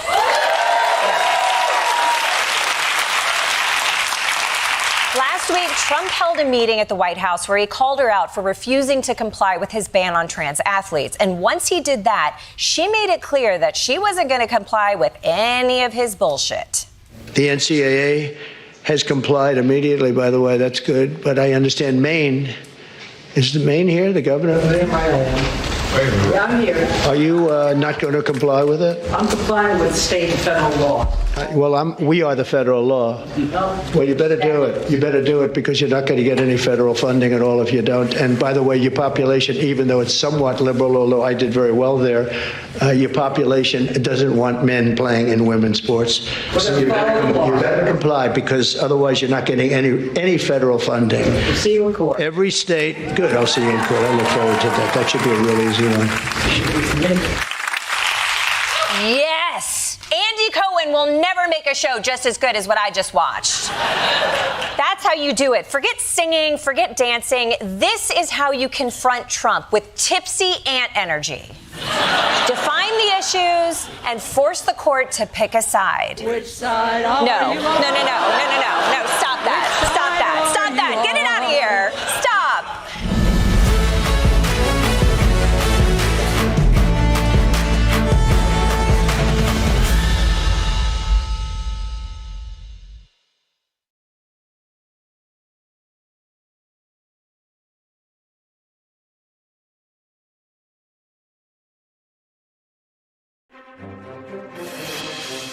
If it's Wednesday, the White House faces signs of public frustration with the president's economic agenda as new tariffs on steel and aluminum imports take effect, and Canada and Europe retaliate with tariffs of their own. Plus, with just days to go before a government shutdown, Senate Democrats are facing a major dilemma. Will they reject Republicans' funding bill and force a shutdown, or support it and risk a backlash from their base? And the Department of Education begins a drastic reduction in its workforce as it moves to cut half its staff, firing roughly 1,300 career employees with the ultimate goal of shuttering the entire agency.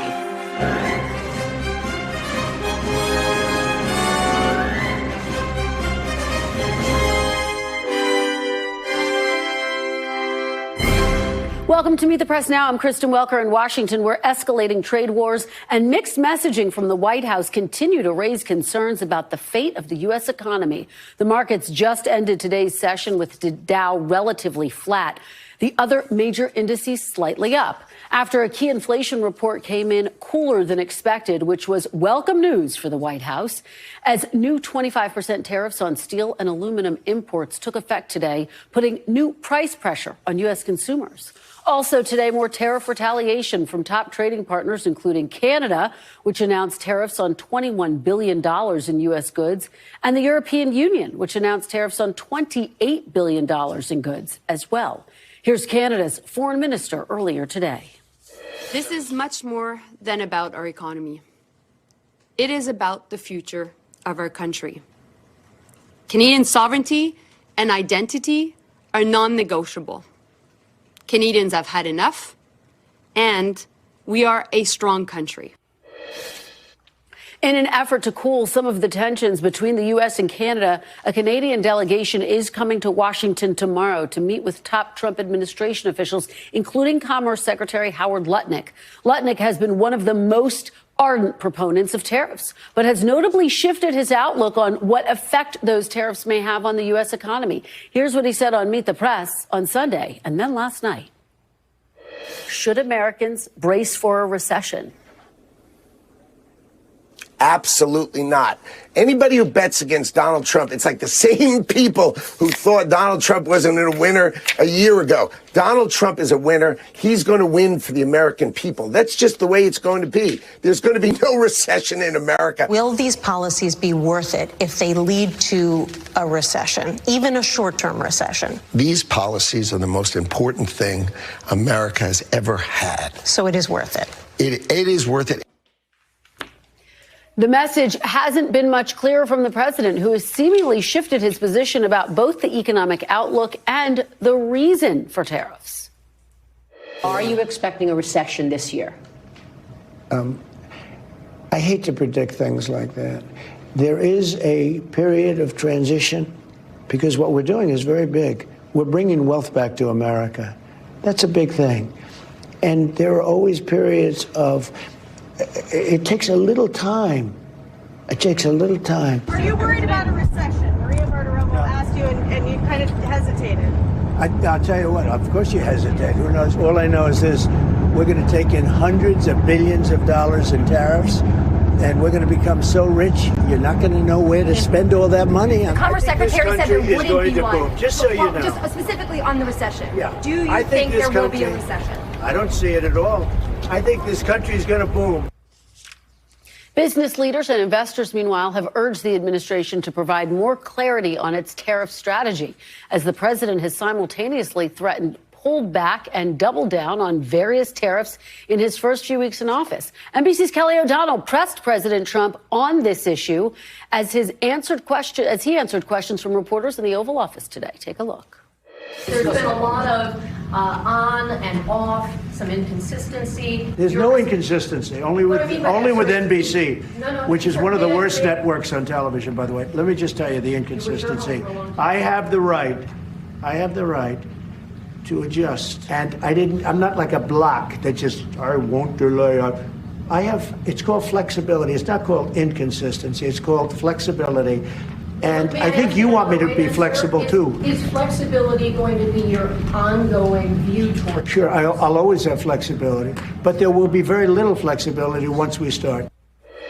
Joining me now is our team of reporters. Aaron Gilchrist is at the White House. Gabe Gutierrez is on the ground in Canada. And Brian Chung has the latest on the economy. And with me on set is Elise Labott, Edward R. Murrow Press Fellow at the Council on Foreign Relations and author of Cosmopolitics on Substack. Aaron, let me start with you. Let's talk about what the conversations are inside the West Wing. How much concern is there about a potential recession? I was able to interview the Commerce Secretary, Howard Lutnick, on Sunday. He said there will be no recession in America, but he's obviously shifted his tone a little bit. Yeah, but I do think, though, Kristen, that the messaging from this White House, without regard to the change in policy, the message seems to be fairly consistent that they intend to stay the course. We should not expect to see that the president or his team might pull back on some of the things they're doing as it relates to our domestic economy and as it relates to trade policy with other countries. Although, as you noted, there are going to be negotiations with the Canadians. We just heard the National Economic Advisor give an interview where he said that he anticipates GDP will be growing for the first quarter between 2 and 2.5%. We heard Caroline Leavitt, the president's press secretary, talking to reporters a little bit earlier today and saying that the economy is in a good place. The economy will continue down the road that it's going in the right direction, she said. She pointed out inflation, the CPI numbers that came out today, and she pointed to the fact that there are businesses that are continuing to invest in the United States. GE Aerospace, she noted, is investing $1 billion and is creating more jobs here. And so I think that's the message that seems to be coming from the White House, that it's not wildly concerned about a terrible recession coming in the near future, and that it's trying to stay on message and on task of instituting these economic policies that it believes will ultimately bear fruit for the U.S. economy, Kristen. And we see how dug in the president is, but what about those around him? Is there any dissent, any debate about how robustly they should move forward?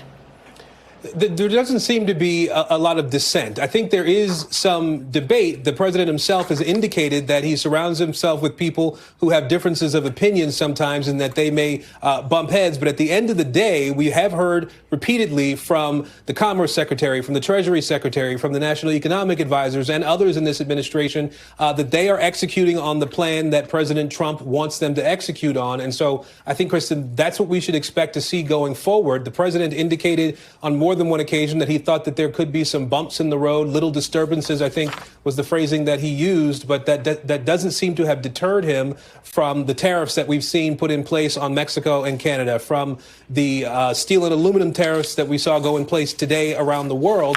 And we can't forget that come April 2nd, this administration still fully intends to institute reciprocal tariffs on countries all around the globe. The trade war intensifying. Aaron Gilchrist, thank you so much. From outside the White House, I want to head now to Gabe Gutierrez, who is in Canada. Gabe, thank you so much for joining us. Take us inside the conversations that you are having there. What has the reaction been to this trade war?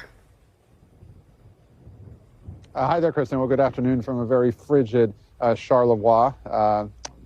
Probably a metaphor for the frosty relations that we're seeing here between the U.S. and Canada. And look, I've been speaking with people over the last day or so here in the Quebec region, and they are so furious at what's going on. We heard from Canadian officials earlier today. You mentioned that a Canadian delegation heading to Washington tomorrow to speak with Commerce Secretary Lutnick and to try and come to some sort of agreement to roll back these tariffs. But there is incredible frustration here in Drummondville, which is a few hours from here. We spoke with an official with the city, as well as a metal processing company that has 150 employees, is worried about potentially losing jobs. In that town alone, some 3,000 jobs are at risk. And we spoke to that official from the mayor's office. Listen to more what he told us about what's at stake. Here in the city, it's nearly 3,000 jobs that are at risk with these tariffs across the board, nearly 100,000 across Quebec. And I think I can't stress it enough that it's not benefiting anybody.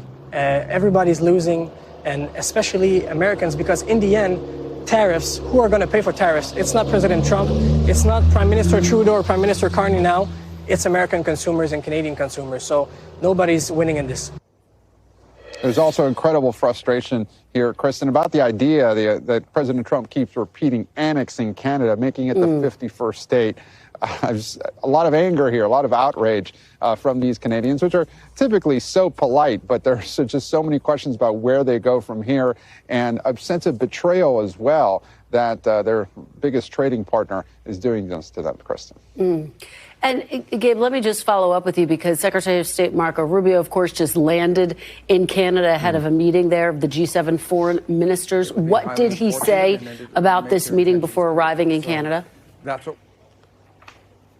Yeah, and Secretary Rubio will be here for this G7 foreign ministers meeting throughout the rest of the week. And this tariffs issue will be top of mind. He was asked about it earlier today as he was traveling here. He spoke with reporters. And look, he said this wasn't going to be a meeting about taking over Canada. He was asked about the annexation issue. But certainly Canadian officials here say that they will bring up the issue of these tariffs. And Secretary Rubio defended the Trump administration's position that, look, this is something that the United States needs to do because of deindustrialization over the past few decades, and that it is in the country's national security interests to impose these tariffs. But certainly he's expected to get an earful here at this meeting later on this week, Kristen. Yeah, and I know we'll be watching that very closely. All right, Gabe Gutierrez, thank you so much. Brian Chung, let me head over to you. You and I spent all of last week talking about the uncertainty that the president's tariff policy was creating from Wall Street to Main Street. Big picture, how is the market feeling this week about what we are seeing with this ongoing trade war?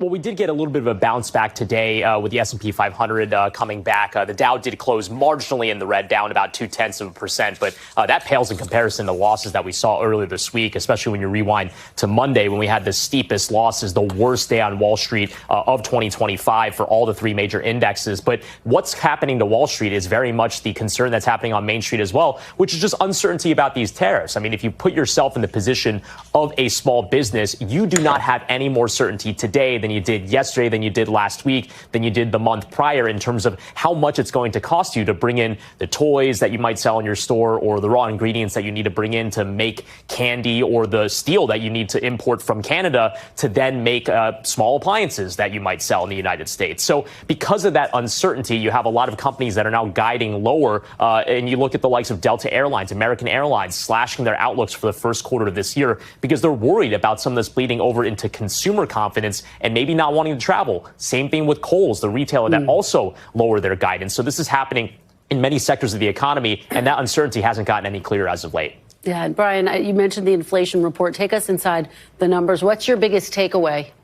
Yeah, and this was largely a big catalyst for some of the bounce back that we saw in markets today. As you mentioned at the top here, 2.8%. That's the number that we got in terms of how much prices increased between February of this year and February of last year. That's good news on two fronts. One, because economists were expecting 2.9%, so this is lower than that. And of course, we want inflation to go down. And it's also lower than the 3% rate that we had recorded in the month of January. And what's even more encouraging when you look at this report is that when you break it out by these major categories, we saw a slowing. These are monthly rates that we're looking at now in the rate of inflation for these three major categories: food, energy, and shelter.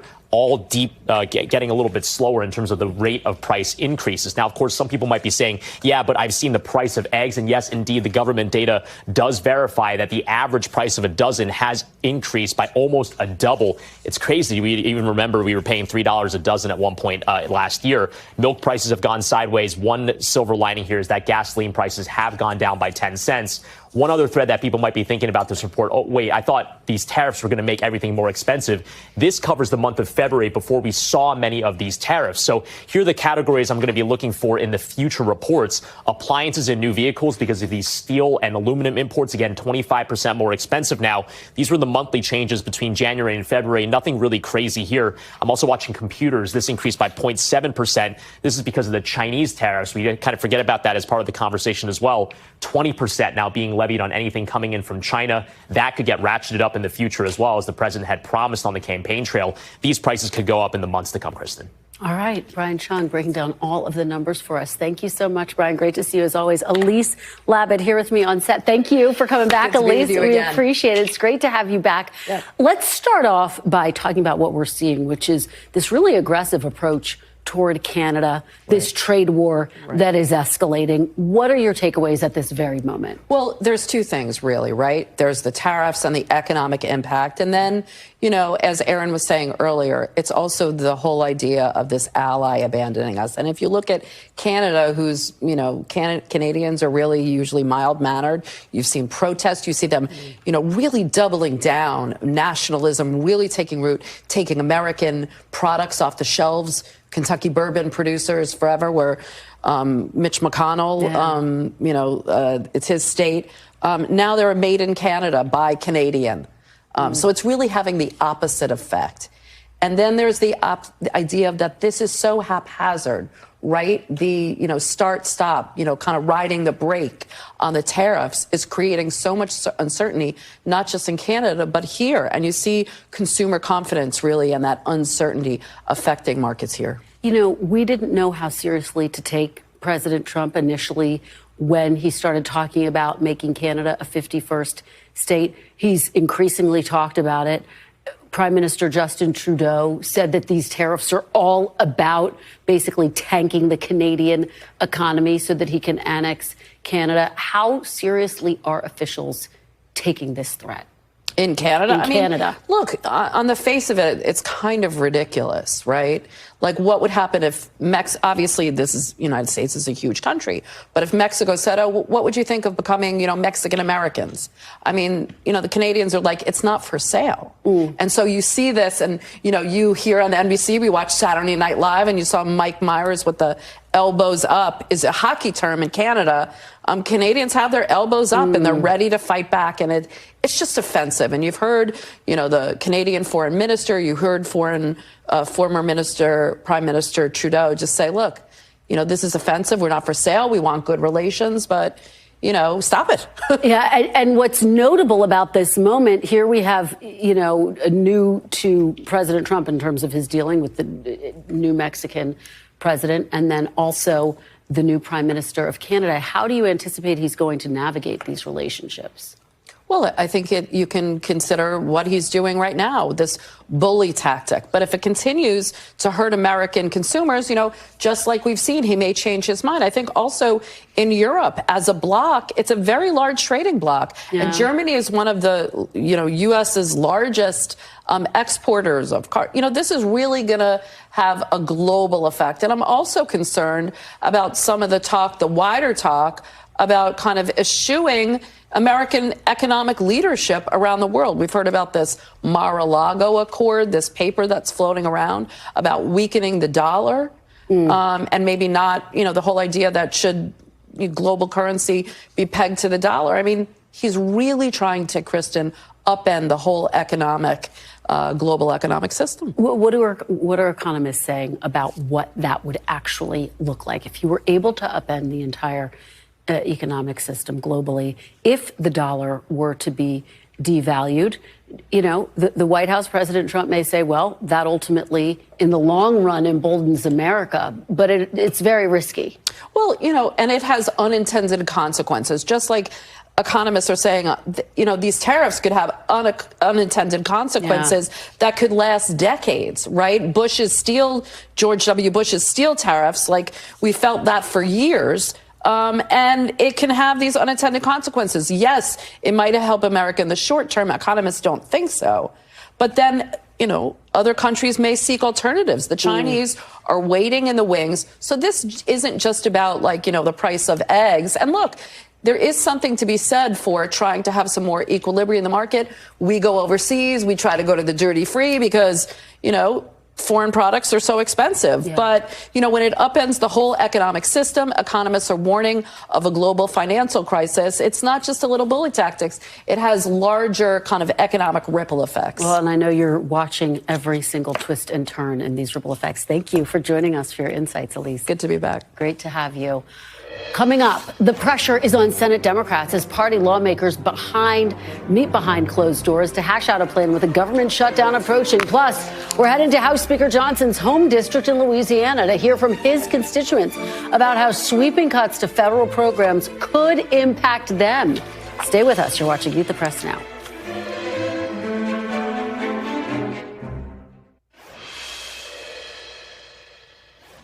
Welcome back. Turning now to Capitol Hill, where all eyes are on Senate Democrats after House Republicans muscled through a 6-month stopgap bill to fund the government and avoid a shutdown at the end of the week. House Republicans didn't need Democrat support to pass that bill, but it's a much different story in the Senate, where Democrats can filibuster the legislation if they want to, which would lead to a shutdown. Democrats huddled today at the Capitol, divided about what to do.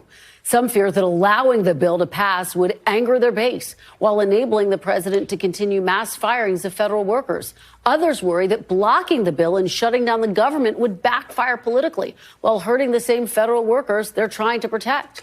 Moments ago, Democratic leader Chuck Schumer took to the floor and proposed a third option, an even shorter continuing resolution, even though Republicans have said that option isn't on the table, saying Republicans don't have the votes to proceed without them.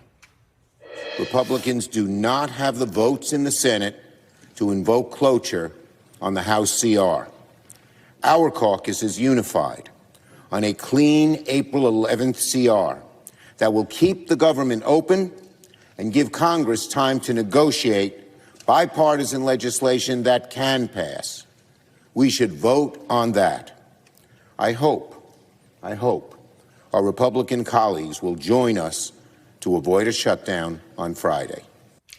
NBC News chief Capitol Hill correspondent Ryan Nobles is on the Hill with the very latest. So the big question on our minds as we head toward Friday, what will Senate Democrats do? Leader Chuck Schumer out with some pretty strong language there, Ryan. Yeah, but Kristen, I don't know if it's a realistic path for Senate Democrats at this point. I think that they are hoping that Republicans take the bait for this short-term CR and perhaps extend out the period of time which they could negotiate and still avoid a shutdown. But Republicans feel emboldened. They never thought in a million years, the Senate Democrats, I should say, never thought in a million years that Mike Johnson would be able to muscle through a continuing resolution with basically only Republican votes. That was a bet that the Democrats made and lost. And now this is a situation where Senate Democrats really bear the responsibility as to whether or not this bill passes and whether or not a shutdown is avoided. And all of these Senate Democrats are united in this idea that they do need to stand up to the Trump administration. Where the divide exists is whether or not using this particular opportunity, the leverage that they have in terms of a government shutdown, is the path that they should take to stand up to the Trump administration. And there's one Senate Democrat in particular, Senator John Fetterman of Pennsylvania, who does not believe that that's the path to go forward. And I believe we have some sound from what he told me about that just a few minutes ago. Are you still going to vote yes on the CR? Yes, I'm going to vote yes for that. And my concern is it's a choice. Is like withholding your vote, and not, vote no, and shut down the government if we don't have the votes for cloture. I mean, it's basic. Shut the government down or stay it open with a deeply flawed CR. That's the choice. And some of them, many of them maybe, are now going to say, well, I'm going to vote no. But for me, I can't vote for shutting the government down. And Fetterman is right that almost every Democrat does believe that this is a deeply flawed bill. They do not view it as a clean CR. One Democrat, Raphael Warnock, described it to me as a very dirty CR. But they are in a position here where they don't have many other options. If they vote no, the government will shut down, and there's no doubt that Republicans will blame them for it. It is a political dilemma. I know you will watch to see how it plays out, Ryan, and bring that to us. Let me ask you about some big news today out of the Senate. New Hampshire's Jeanne Shaheen saying she will not run for re-election. That makes 3 Democrats in key battleground states saying they're not going to run for re-election. What's the broader takeaway here? Yeah, I'm sure this was not welcome news to Senator Chuck Schumer, who's doing everything he possibly can to win back the majority in 2026, perhaps thinks that Democrats have the wind at their backs given the early moves by the Trump administration. But listen, Jeanne Shaheen is 78 years old. She doesn't want being in the United States Senate to dominate the rest of her life. She did think about this long and hard. She said that she's still going to be a part of the fight, but she just does not want it to be in the United States Senate. This is going to be a real problem for Democrats. New Hampshire is no doubt a swing state. It is a state where Republicans absolutely have an opportunity to pick up a seat. They have right now a bench of potentially 2 very strong candidates in former Senator Scott Brown, who was, of course, the former senator from Massachusetts and New Hampshire, and then also Chris Sununu, who was recently governor of New Hampshire, who had said for a long time that he wasn't even interested in being in the Senate, but now feels differently about it because he likes the way that Donald Trump is reducing the size of the federal government. So stay tuned. This is going to be a hot race in 2026 for sure. It sure is. All right, Ryan Nobles, thank you so much for bringing all of that to us. We really appreciate it. While the continuing resolution would keep the government open, the big goal for President Trump and congressional Republicans is slashing trillions from the federal budget. The president has repeatedly vowed that entitlement programs like Medicare and Medicaid will not be touched.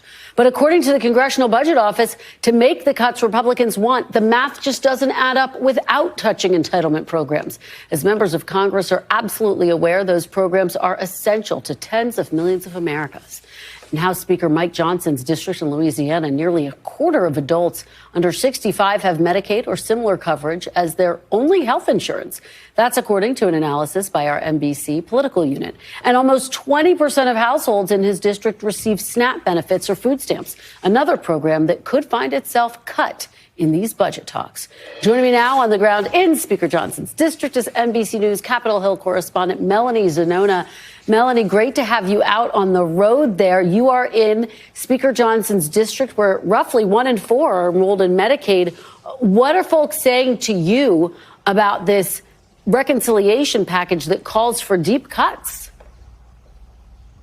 Well, Kristen, there is a lot of fear here in this community about the potential cuts to both Medicaid and food stamps. I talked to a number of folks yesterday who were at a local food bank. People were lined up around the block to get their baskets of food. And they say they are struggling right now to pay for groceries. They are struggling to find jobs. Some of them lost their homes in a hurricane a few years ago. And so they have really come to rely on government assistance and said if they didn't have that extra help, they wouldn't be able to survive. Take a listen. It'd be devastation for a lot of people, for a lot of families. Yeah, if there was a way that we weren't able to do this, it would be devastating to the community. So how important is it to have these additional resources to help you take care of him? Oh, I don't know what we would do without him. I really don't. It's been tough. What is your message to the Speaker and the rest of the Congress when it comes to Medicaid and SNAP? Get your act together. That's my message. Because people can't do without it. And I'm in the downtown area of Vinton, Louisiana right now. Behind me, a number of the businesses are closed down. So it's not hard to see why people are struggling to find employment and struggling to make ends meet.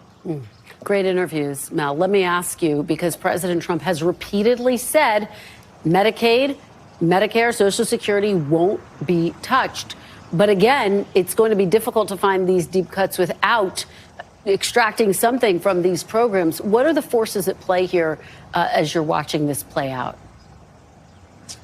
Yeah, so Speaker Mike Johnson has also said they are not going to cut Medicaid benefits. He says they want to root out waste, fraud, and abuse and make other potential reforms to the program, such as instituting work requirements for able-bodied adults. But there is deep skepticism right now that Congress will be able to achieve the level of cuts and savings that they are trying to do without significantly cutting or restructuring Medicaid and food stamps. And if they aren't able to meet that level of savings, that's going to be a huge problem for hardline conservatives who have been demanding cuts, including to Medicaid and food stamps. So this could all create huge problems for President Trump's agenda in Congress. He's trying to pass this sweeping domestic policy agenda, and all of that could really be in jeopardy if they can't find agreement here. Yeah, there's no doubt about that. All right, Melanie Zanona, great to have those interviews there from the Speaker's district. We really appreciate it. Coming up next, we are live outside the Department of Education, where more than 1,000 employees are set to be fired as President Trump tries to do what he can to shutter the agency. You're watching Meet the Press now.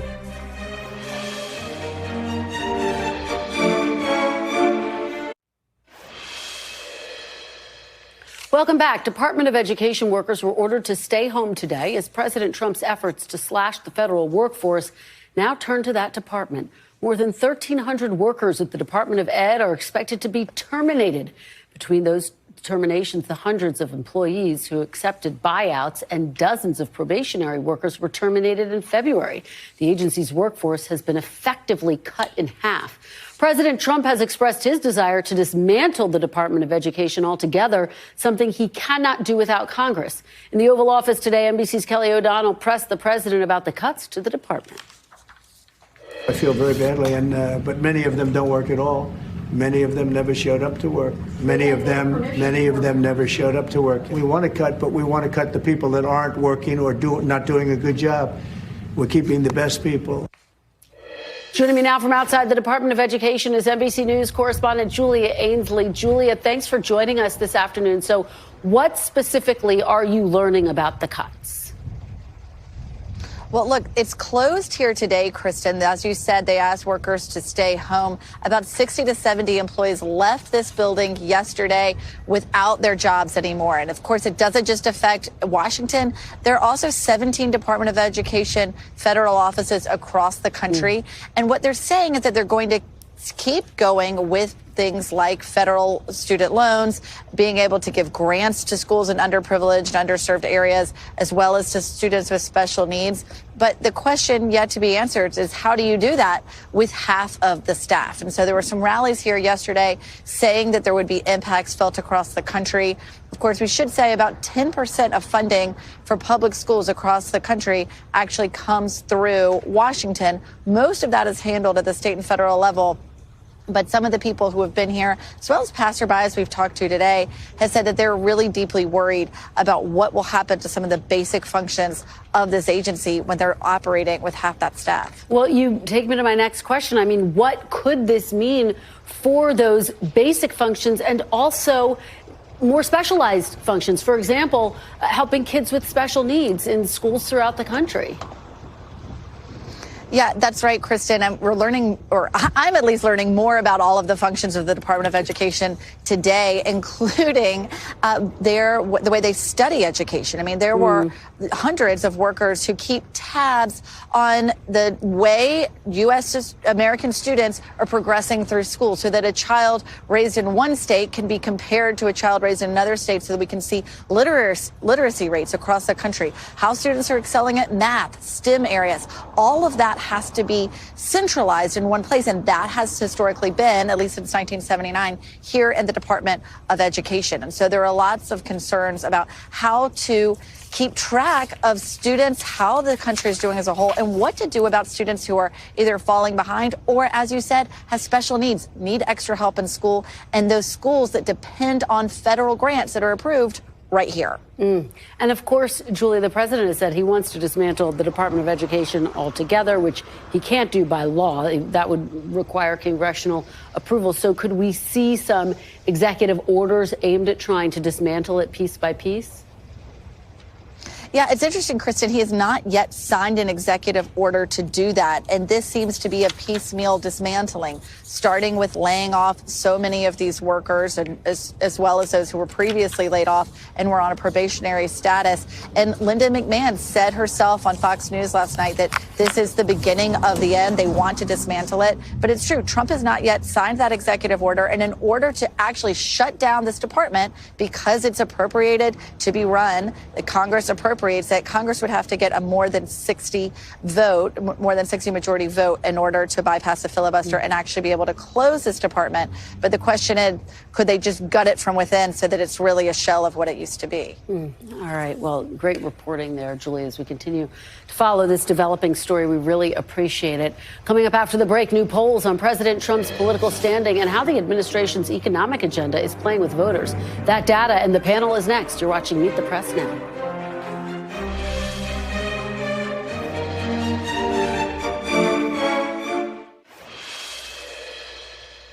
Welcome back. We've got some brand new poll numbers that shed light on how Americans are reacting to President Trump's roughly first 50 days in office. The president's job approval sits at 45%, according to CNN SSRS poll, which is exactly where it was at this point in his first term back in 2017. 44% approve of his handling of the economy. That's tied for the worst number he's ever had as president.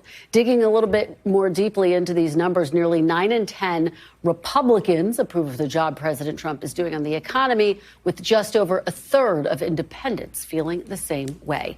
Joining me now on set is NBC News senior national political reporter Sahil Kapoor, former Michigan Democratic Congressman Andy Levin. He is now a distinguished senior fellow at the Center for American Progress, and Sarah Chamberlain, president and CEO of the Republican Main Street Partnership. Thanks to all of you for being here. So we've got new poll numbers out. Sahil, let's start to break them down, the ones that are interesting to you. Obviously, the overall approval rating, but also the fact that he's underwater when it comes to his handling of the economy. Yeah, so firstly, the overall approval for presidents around this point in the first 100 days tends to be the high water mark. They usually only get worse from here, not better. That's how it happened in the president's first term. Big question, does it stay the same? Does it get worse? It would be very unusual if it gets better. But the economy approval really jumped out to me, Kristen. The 44% approval, that's tied for the lowest he's ever had in this poll. 56% disapproval. It's higher than he ever had. He never hit 50% in his first term. Before COVID, when the economy was good, he didn't even hit 50% disapproval. After COVID, when he still got high marks for the economy, it was one of the reasons he overperformed in 2020. One of the reasons he came back in 2024 because of this nostalgia for the Trump economy before COVID hit that people wanted to go back to. If these economic disapproval numbers get worse, he loses his single greatest political asset. Still a big if.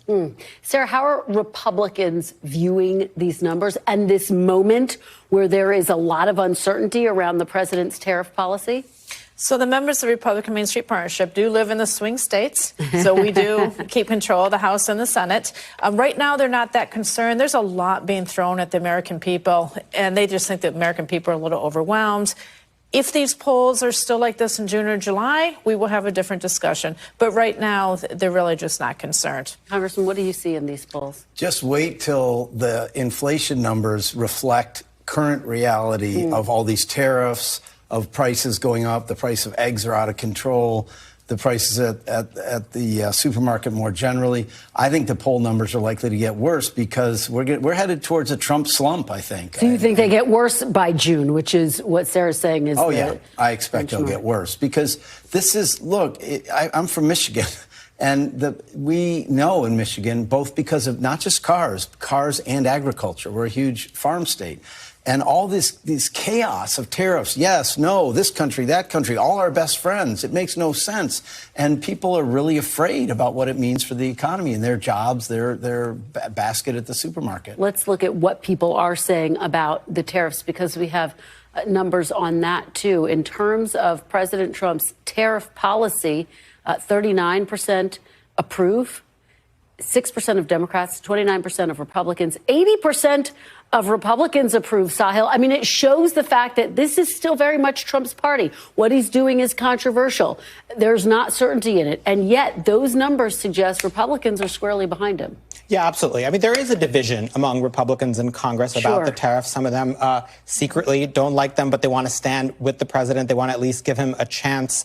Some of them, like Senator Tim Sheehy of Montana, who I spoke to a few days ago, say they're willing to give him a shot, that they believe there might be some temporary disruptions, but the long-term growth will be worth the while. And then there are others like Senator Rand Paul who are very vocal critics of the tariffs. They say it'll harm Kentucky in innumerable ways. And if that 80% number falls, then I think we could see a lot of Republicans more vocal against Trump. I think that's the single most valuable asset he has in keeping GOP members of Congress on his side. I want to play a little bit more of what we heard from President Trump today in the Oval Office. Get everyone's reaction on the other side. Take a look. These people are sick. There's something wrong with them. There was no standing for anybody. The only thing they liked is when they heard about the death taking place with Ukraine. They were happy about that. The Democrats have to get their act together. And if they don't vote, then what you're going to do is you're going to have taxes that are going to go through the roof. You're going to have a very bad time. You're going to have some very bad things happen. And people are going to blame the Democrats. And Schumer is a Palestinian, as far as I'm concerned. You know, he's become a Palestinian. He used to be Jewish. He's not Jewish anymore. He's a Palestinian. Okay. Sarah, wow. I mean, is that the type of messaging that resonates? And, you know, again, you're talking about wanting the poll numbers not to go down by June. Does that really aggressive language with Democrats concern you at all? I would have articulated it a different way, of course. But he's not wrong. I mean, the Democrats do not have a message. They do not have a messenger. I mean, they're kind of all over the place. There's the potential they're actually going to shut the government down come this week. So I agree with them on that. The Democrats have no message. Okay, I got to let you respond to that. Do the Democrats First have a message? of all, Kristen, as a Jewish person in America, it's disgusting for the president to say that a prominent Jewish person isn't even a Jew. You know, and that the fact that a Jewish person might empathize with our most difficult other, and that's Jewish right there. You know, so that's horrifying.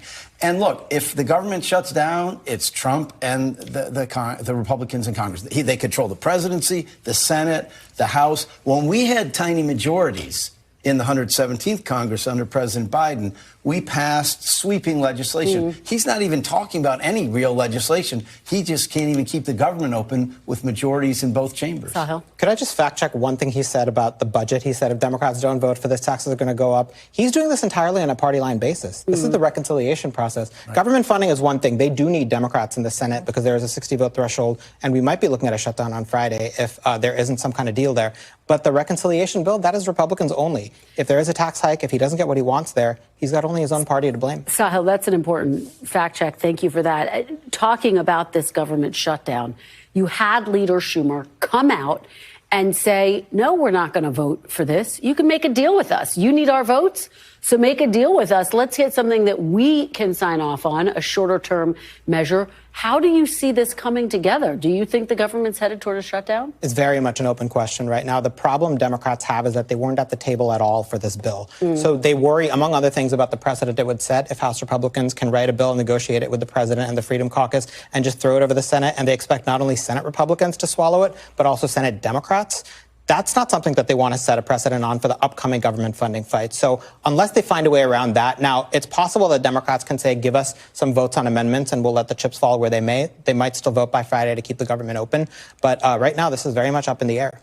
Sarah, how do you see this playing out and this argument that Republicans control the White House, the Senate, and the House, and ultimately, if they want to keep the government open, get a deal done with Democrats that they can sign off on? Well, since we do control all three branches, I think with Chuck Schumer's comments, they're going to lay this on the Democrats, on the Senate Democrats. We did our job in the House, which was very close. We did get one Democratic vote for it. But this is going to be laid on the senator and the Democratic Party. I think we've done our job. Congressman, how do you see this playing out? Yeah, well, that's what they'll say, but it's not true. You know, as Sahil said, they didn't involve Democrats in writing this at all. Yeah. And the Republicans are already dismantling the government. Numerous courts have found different parts of it are unconstitutional, illegal in terms of contradicting statutes. So they're already shutting the government down. And why Democrats should give them a blank check to go ahead, it mystifies me. I think they should stand up and be counted to create a real opposition. Well, I would actually argue that if the Democrats do shut the government down, they're giving President Trump even more power because there'd be no checks at all on him because who knows when we'll get it reopened. I think that's a huge issue. And more pain. And more pain. Workers. Now, Republicans are counting on that pain going to Democrats if the Senate Democrats block it. But another problem that the Democrats have about this is the DOGE situation. This is their only piece of leverage all year, the government funding bill, the 60-vote threshold, to stop, to at least try to stop what Elon Musk and DOGE are doing. They're asking for guardrails and language to prohibit, agencies from being dismantled unilaterally. They think it's a power of the purse, a constitutional issue, but they're not getting that. Well, and there is a theory that a government shutdown would only embolden Elon Musk for that very reason, because effectively it would make it easier for him to say, look at all these workers. We don't need them. We're going to cut them off as well. I mean, how much are you hearing about that on the Hill, Sahil? Oh, it's a very real concern. That's why Senate Democrats took all the way to Wednesday, when everyone's known for about a week that this is where things are going, to speak out. Even going into this meeting, we talked to multiple senators, our Capitol Hill team did, who are divided, who are torn on this. They worry about the pain of a government shutdown. They just don't want to put, their federal workers, their constituents through it. How concerned should Democrats be about that potential impact if the government does shut down, that it could potentially embolden Elon Musk and there could be some political pain for Democrats? Well, I really agree with Sahil that this is still an open question because Republicans might come to Democrats and say, let's negotiate something that works. But if they don't, I think Democrats are, believe me, as you, I think, said earlier, they are hearing it from their constituents, their voters, that they do not want to give a blank check to Donald Trump and set the precedent, as Sahil said earlier, that they can do whatever they want, write something in the House with the MAGA and Freedom Caucus people, and then the Senate's just going to pass it with Democratic support? No, I don't think that's going to work. All right, we'll have to see how it plays out. It's going to be a dramatic few days. Thank you all for joining us to set the stage. Really appreciate it. Still to come, top Trump officials speak out on the controversial arrest and potential deportation of a prominent pro-Palestinian activist. We'll explain. You're watching Meet the Press Now.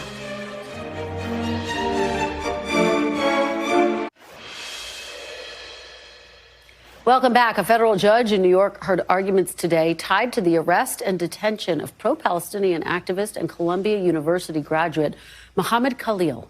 Khalil, who is currently in ICE detention in Louisiana, did not appear in court today as his legal team argued for his return back to New York to be closer to his family, including his wife, who is a U.S. citizen and pregnant with their first child.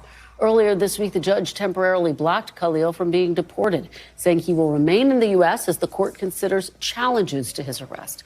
While speaking to reporters while en route to Canada ahead of the G7 ministerial meeting, Secretary Rubio defended his decision to revoke Khalil's green card. This is not about free speech. This is about people that don't have a right to be in the United States to begin with. No one has a right to a student visa. No one has a right to a green card, by the way.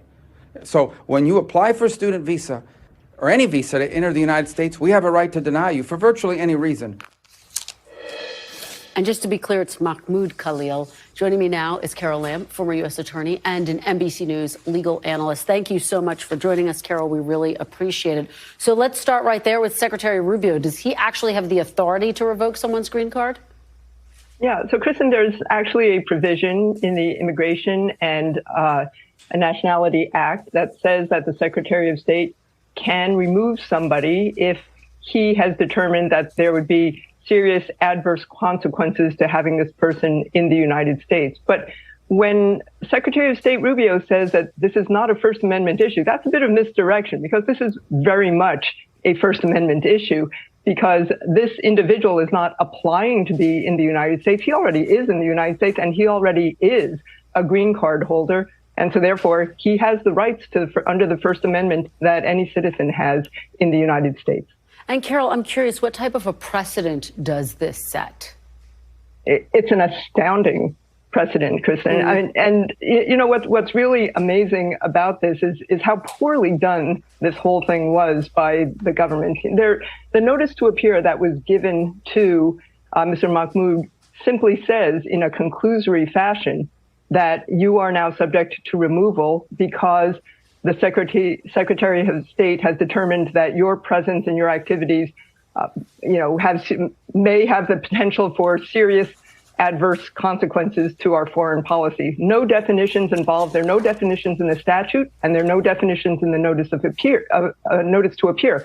So what that means is that the Secretary of State has complete discretion to define these terms and to apply it to anybody who wants, regardless of their status as either a student visa or a green card holder. It's an astonishing precedent. And the use of this particular statute, this particular provision, would not have happened under any other administration in these circumstances. The safest probable use of this statute would be if there had already been a criminal trial and the person had already been convicted, then this might be a consequence of that conviction. But there is nothing at this point for the Secretary to hang